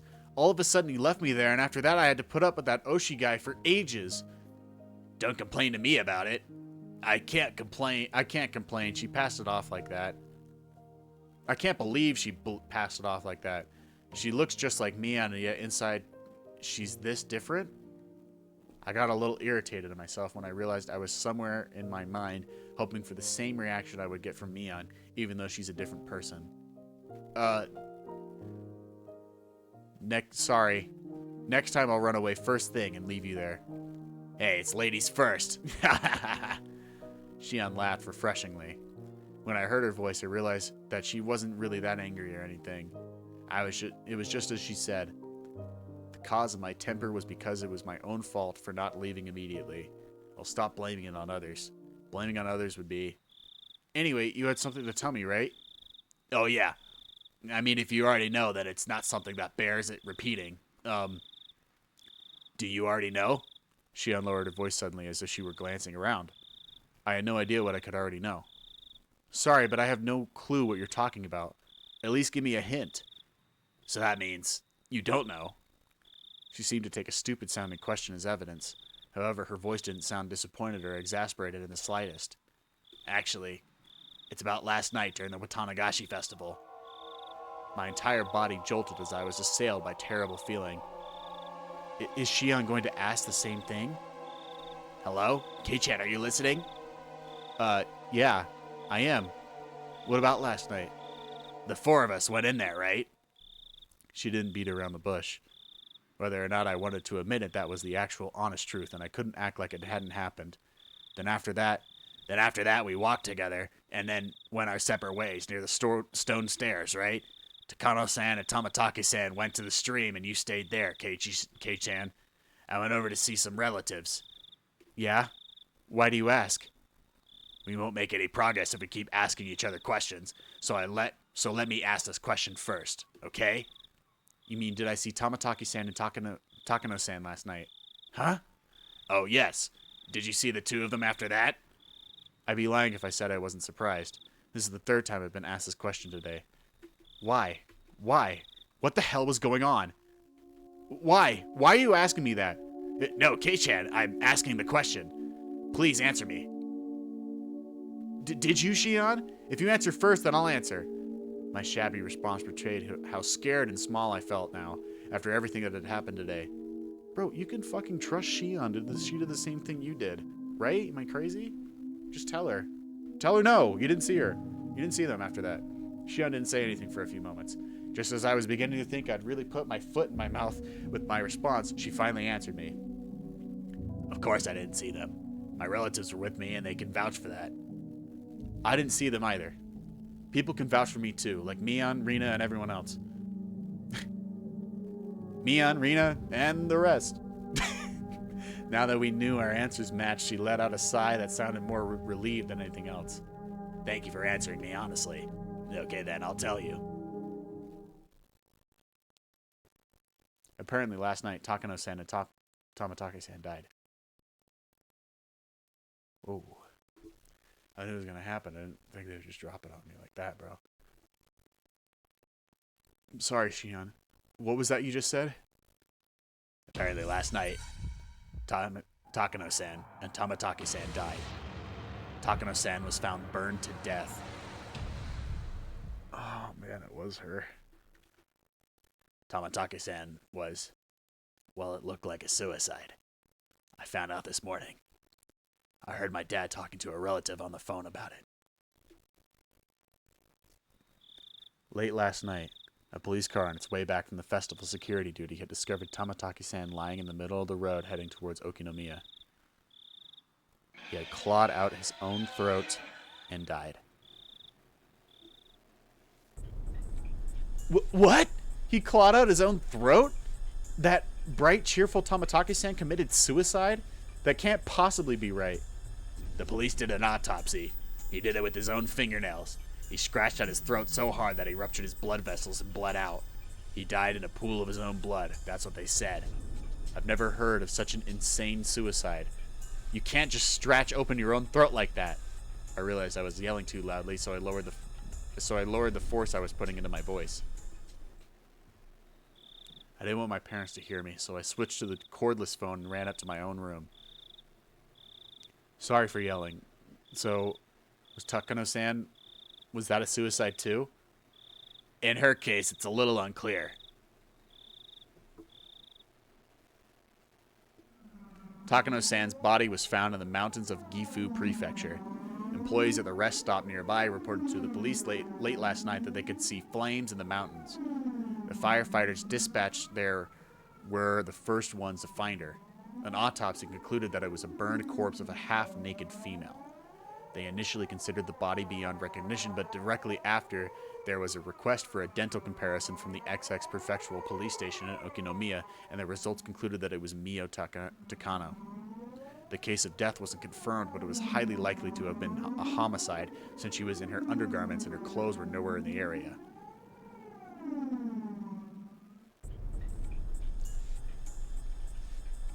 The oil drum had fallen over, so it's also possible she burned herself to death. The oil drum had fallen over, so it's also possible she burned herself to death. It couldn't have been possible. It couldn't have possibly been a suicide. If you're going to die, there are plenty of easier ways, aren't there? This can't be suicide. That's what I think. It's unthinkable that Tamatake-san would kill himself too. After the two of us rattled on at each other, there was a silence as we paused to catch our breaths. As we calmed our nerves, right then I understood what Shion's story actually meant. I think it will end up being Urashiro-sama's curse. We all did more than enough to deserve it after all. Deserve? You gotta be kidding me. It's not like Shion wanted to see it with me. I just went along with her. I tried to say that, but I fell silent. Nothing would come of me blaming others. It didn't matter how much everyone else encouraged me. I could have put my foot down. I lost my own half-assed sense of adventure and agreed to go in with them. Yes, it was my fault and no one else's. Shion, last night when we snuck into the ritual storehouse, did you predict things would turn out this way? Of course not. I mean, I thought I was pretty risky, but I never even dreamed something like this could happen. Shion's words were probably her true feelings. She knew she could get in trouble if we were caught, but that was the thrill of this little adventure. It was the same for me. Besides that, Kei-chan, think about it for a moment. Didn't Urashiro-sama's curse turn out a little strange this year? It was already plenty strange seeing as how Tamatake-san and Takano-san had died like that. Given all that, what could possibly be stranger? I mean, they found two corpses. Remember what I said? Every other year, one person would die and one person would disappear. This year, the first time, 2 people have been found dead. So now 2 people are going to disappear, I think is what it's going to be. That may be true, but that's not a huge deal, is it? It is, K-chan. Think about it harder. Listen, if 2 people died because of Orashiro-sama's curse, then in order to quell Orashiro-sama's anger, 2 people would need to be sacrificed. Is that how it works? So what? Tamatake-san and Takano-san died, so now 2 people are going to go missing this year. I don't understand why, but when I said that, I felt my spine freeze. I don't think anyone's been confirmed missing yet. I think that those 2 people have yet to disappear. She, unlike me, was obviously getting the same feeling crawling down her back. 2 people have to disappear. Shion didn't answer. I couldn't say anything more than that either. A chill crept in through my clothes and tried to wrap its fist around my heart, cold hands feeling about my chest. Neither of us could say anything. Tamatake-san opened the lock and he died. Takano-san exposed the ritual storehouse and she died. If 2 more people were to be sacrificed, then they would be none other than the ones who entered with them. None other than us. No, this has got to be a joke. I wanted so much for her to pass this off as a joke even now. That, though, was such an incredibly difficult and selfish request. If Tamatake-san and Takano-san had died in a common way like a car accident, I could tell myself it was a coincidence. Instead, he clawed out his own throat and she burned to death, drowned in oil in the mountains. The 2 deaths were so out of the ordinary, I couldn't possibly dismiss it as a mere coincidence. It was as if, in exchange for sneaking into the ritual storehouse, there must be someone punishing us. Some sort of cruel will working behind the scenes. Even still, I don't want to accept that terrifying truth. If I did, then I'd have to acknowledge that a horrible crisis was growing near for Shion and I. That's why I argued against it. I argued knowing I was running away. In the first place, it's not even in the newspaper, is it? Such a monstrous incident would be all over the newspapers and television. Magazine writers would flood the village too, thinking it'd make for an interesting story. Of course it's not getting reported by the media. That's how it was in the past too. When the incidents occurred for the 3rd year in a row, they were served in third-rate magazines that sniffed out the story and ran issue full of gossip columns about Hinamizawa. Fearing that the region would develop a negative stigma, they negotiated with the prefecture and the police. Since last year, it became a big conspiracy where no information about the incidents was allowed to be leaked into the media. I hear the elders and the top brass from the Sonozaki family put all the pressure they could on the police. Then, you mean their deaths are going to be dealt with in total secrecy? That's how it is. Of course the police are investigating it. That's being performed in secret too, though I hear the investigation itself is very restricted in what it can and can't do. You could essentially say they're interfering with the police investigation. The story was unbelievable. People died and yet they didn't publicize it and deal with everything in secret. If we break it down further, it means that no matter who dies in the night of Watanagashi, it won't go public. That's the biggest pile of bullshit I've ever... If we break it down further, it means no matter who dies on the night of Watanagashi, it won't go public. That's the biggest pile of bullshit I've ever heard. Keishan, before I said how the villagers could be the ones carrying out Orashiro-sama's curse, that's what I mean. At some point, a tradition was created here in Minamizawa, where every year you're allowed to kill someone on the night of Watanagashi under the guise of it being Orashiro-sama's curse. When someone dies on the night of Watanagashi, it turns into the curse of Orashiro-sama. The curse turns into the serial murder incidents. In order to avoid exacerbating the negative stigma surrounding Hinamizawa, those incidents are dealt with in secret. That's insane! Dead and missing people turn up every year. However bad the stigma gets, the police have to draw the line somewhere, don't they? You could say the incidents happen every year and is mysterious, but the police can get the job done when they need to. After all, the incidents always get resolved individually. It doesn't end up being a string of incidents, you know? It just so happens that something unfortunate happens on the night of the Watanagashi every year. That's all it turns into. Most of the criminals responsible for the original dismemberment are arrested. The last one managed to get and stay away, but the events were totally exposed and elucidated, so it was, in essence, resolved. the dam supporting couple who died in an incident on the second year that was an accidental death. That was an accidental death, plain and simple. They made a lot of investigations into the possibility of it having been a homicide, but they didn't turn up anything, and ended as an accident. It was resolved. On the third year, the priest fell ill and passed away.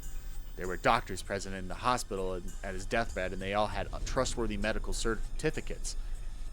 They even did an autopsy. It concluded that it wasn't a homicide, that it was resolved too. On the fourth year, the sister-in-law of the dam-supporting couple was murdered. The criminal was an abnormal man with a history of regular psychostimulant usage. Oh my god. Meth head. He confessed that he thought Oroshiro-sama's curse was so interesting he wanted to try it out. The criminal died of an accident while in prison, so the incident was essentially resolved as well. That's right. None of the incidents had any relation to each other, and each was independently resolved. Not true. So then why does an unfortunate coincidence occur every year on the night of the Watanagashi? You can try and say it's a string of related incidents, but they're not related. Yet every year someone dies and someone disappears. The story Takano-san told me on the day before during the setup, now that the curse really had occurred this year, I couldn't just laugh it off. Then, does that mean it'll come for us too? Just like how one person dies and one disappears every year? And you saying we'll be taken away with Tamatake-san and Takano-san and I'm erased too? My lips had at some point become completely dry, and just saying that was difficult. Shion didn't respond. Her silence, however, was the clearest form of confirmation she could give me. Well, I mean, sure. We went somewhere we shouldn't have. But we were just looking, right? We didn't steal anything or take anything out. And we didn't tell anyone that we looked, right? I was already regretting having committed such a wrong. Even so, was it really so bad that Tamatake-san and Takano-san deserved such cruel deaths? Besides, I didn't care about anything I saw in there at all. Takano-san was the only one getting so happy over it, wasn't she? Takano-san was the only one at fault. I don't have anything to do with this. I'm not interested. I'm not involved. I don't give a shit about what was in there. I knew saying so wouldn't solve anything. I could feel myself, my cold self, innermost depths of my heart, disgusted at my pointless howling. However, my emotions had broken through the dam, and I couldn't stop them anymore. I didn't have any interest in any of this from the start, damn it. All I wanted to do was watch Rika-chan's performance. You were the one who pulled me away from that, weren't you, Shion? I don't give a rat's ass whether those two were trying to steal something or try to meet up secretly or whatever. That's right. You're the one who made me go in there in the first place, Shion. You were all, Kichi-chan, you need to see what's inside. And you convinced me and then you pulled me in. Why the hell did you do that? I didn't have anything to do with this. What will you do? What are you going to do, damn it? How are you going to take responsibility for this? Huh? Hey, are you listening? Ah! Click. Without any warning, the phone cut off and a short sound receiver being slammed down. Jian was just as terrified as I was, and I had just said something really self-centered things. Yeah, you fucking asshole, Keiichi. My riled up emotions disappeared as if they'd never existed, and in the place surged waves of deep regret at having run my mouth so irresponsibly. I could try to call out Shion's name from beyond the disconnected phone, but it was too late. What have I done? Shion was only trying to tell me as much as she could about this thing to descend upon us. As for me, I could only whine like a child about it. I went to call her back, but then remembered she lived in Okinomiya. I didn't know her phone number. Since I declared to Mion that I hadn't seen Shion last night, I couldn't just call Mion and ask her for Shion's phone number. I was too scared. I couldn't even call her back. I was stricken with hopelessness and regret. I returned to the receiver to its stand and simply prayed that Shion would call me back again. Please, Shion. Calm down and call me again. She's not gonna do that, bro. Oh, wait, actually she might. Ring, ring, ring, ring, ring, ring, ring. Hello, this is Mayabara. I swept the receiver as though it would go through if it didn't grab the exact moment. Is this Mayabara residence? Excuse me for the late call. I'm Kimiyoshi. Is this the head of the household? It is the voice of a middle-aged man. All my hopes rushed out of me. No, it isn't. If you need Dad, I'll go call him. I went to put the receiver back down, and the man stopped me hurriedly. Oh, no. If he's busy, then it's fine. This may be a strange question, but is my old man paying you a visit? No, nobody's here at the moment. I see. Again, I apologize for calling you so late at night. Goodbye. Clack. I don't know what that was, but what if Shion tried to call while I was talking to him? I thought, bubbling with egotistic anger. Hey, wait. Give it a break, Keiichi Maebara. These are the selfish emotions that made Shion mad at me, aren't they? The more I thought about it, though, the more I thought that Shion had given up hope in the short time since we had our conversation and didn't want to call anymore. Calm yourself, Keiichi Maebara. If Shion does call again, then first apologize in a calm voice. If you do that, then Shion would understand. However, no matter how long I waited, the phone didn't ring again that night.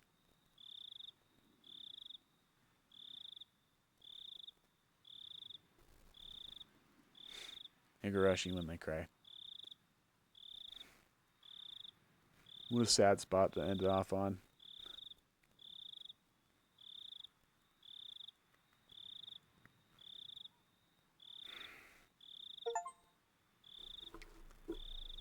Oh, man. Poor Shion, bro.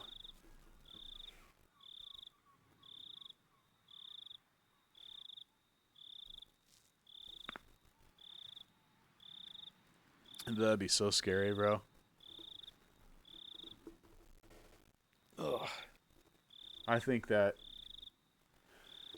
Shion and Keiichi should skip town. Fucking, I don't know. Just take like, I don't know, like a year long, or maybe not a year long, just indefinite hiatus from Hinamizawa. Just get away from it, bro. I think that's what they should do. Man, this is sad.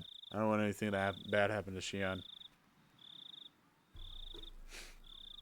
Okay, let's see these tips. From the scrapbook, number 6. All right.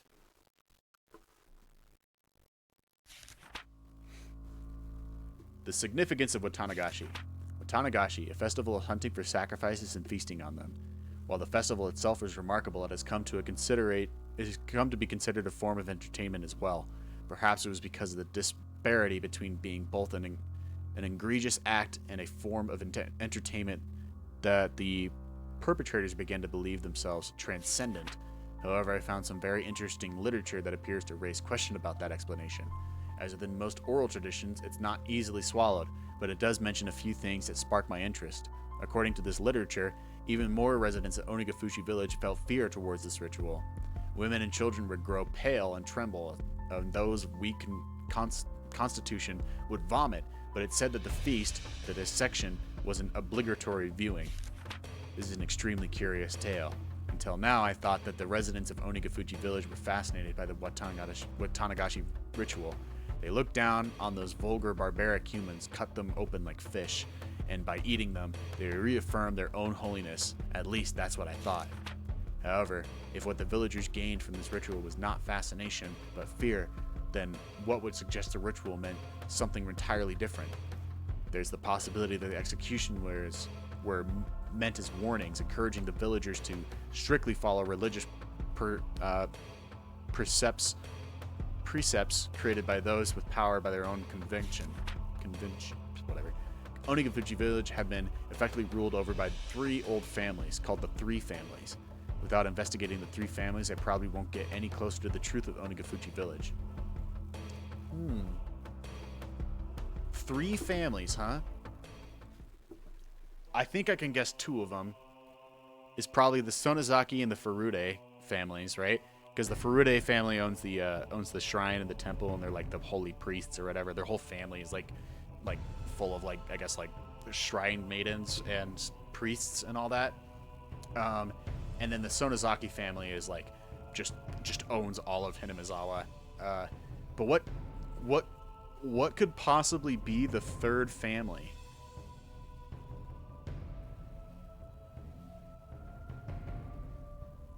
I mean, Rina Rugu is her last name, right? But she was born in Hinamizawa, but then she went away for a really long time, and I guess like I don't think it's a Rugo family. That doesn't make any sense to me. And then what does that leave? Hoju, Satoko Hoju is her last name. The Hoju family. We don't know anything about her family other than they're all dead. But they are somehow connected to the Sonozaki in some way because they might have been killed by the Sonozakis. If it wasn't coincidence, which, come on, we fucking know it's not coincidence. Anyway, let's read the next one.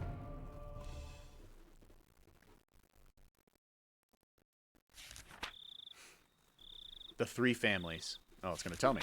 The three families are truly the three old families who effectively came to rule Onigafuchi village.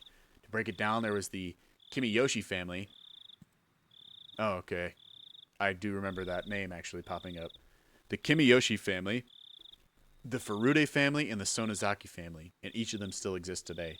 Though they don't have as much control as they did in the remote past, they still hold considerable influence today. The three families are considered by legend to be those in whom the blood of the swamp demons runs the thickest. The Kimiyoshi family. The Kimiyoshi family appears to have held great power at the end of the three families, but it doesn't have that kind of leadership today. So the Kimiyoshi family was the head of the three families. Okay. The current mayor of the village, Yoshichiro Kimiyoshi, is from this family.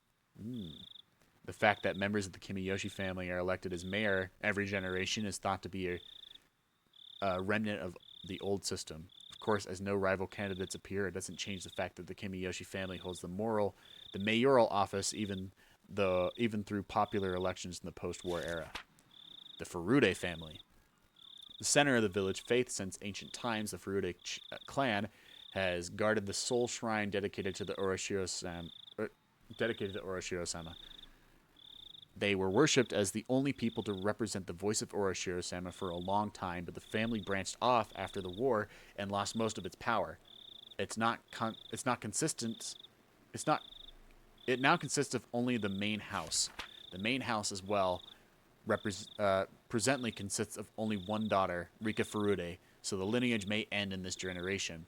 There is apparently an old tradition of honoring families of the Furude family, so the only daughter, Rika, is the subject of much respect among the elderly of the village.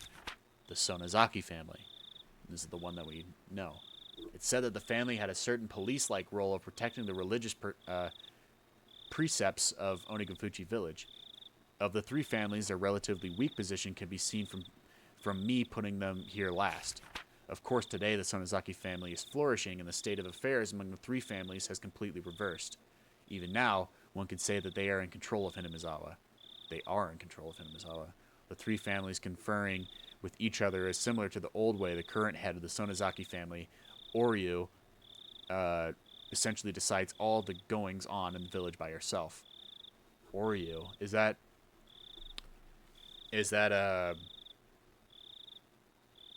that Mion and Shion's grandma? Oryu Sonozaki? Okay. Okay, interesting. I like that dynamic. The three families, huh? I wonder if there's that pyro dynamic that's going on.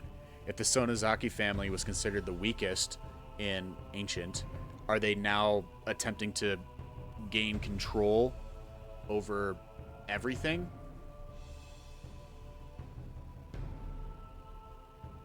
I wonder. I mean, like,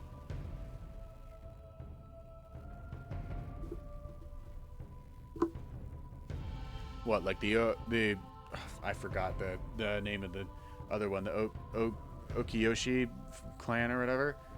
They just like do the mayor stuff now. And the Sonozakis control literally everything outside of that. And the only other members of the Furude family, besides Rika, are dead. They all died during the Watanagashis, which I'm pretty sure are perpetuated by the Sonozakis. So, is the Sonozaki family deliberately going to each family and killing all of them? Or, getting, like, securing their power to be the only one of the three families that controls Hinamizawa. Is that what's happening here?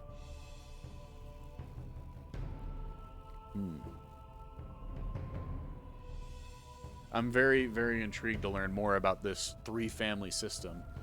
That sounds very cool. All right, we got one more. Late night phone call.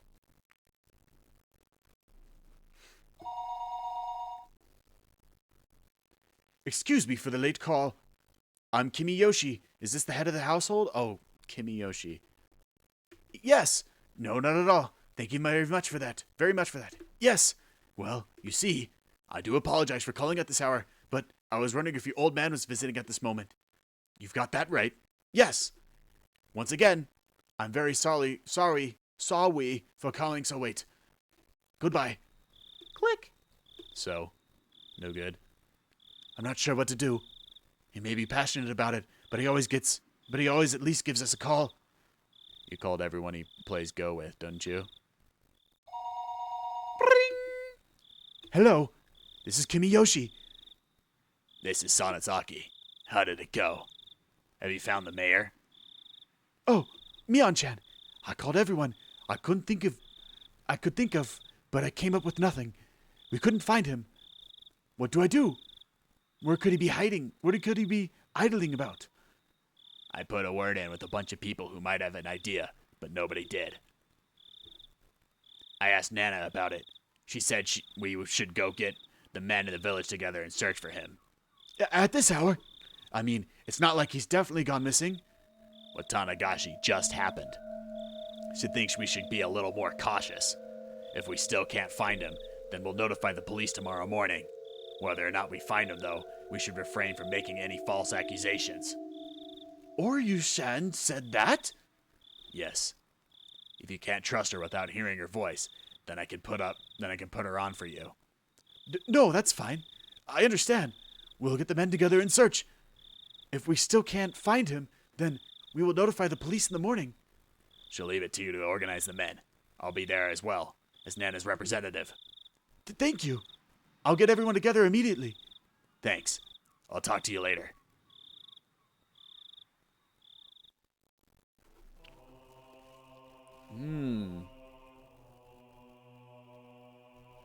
Dude, what the fuck?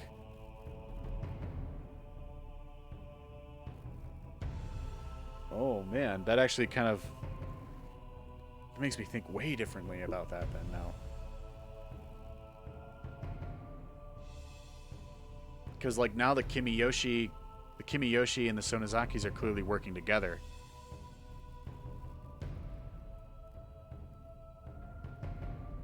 Dude, what the fuck, dude? Mion is the organizer of everything, I guess. The mayor's missing now? What the fuck? Dude, oh my gosh. Man. Holy crap. Oh man. God, this is getting so fucking good, dude. But I'm sorry, I gotta end it there. Thank you so much for watching. I'll catch you next week.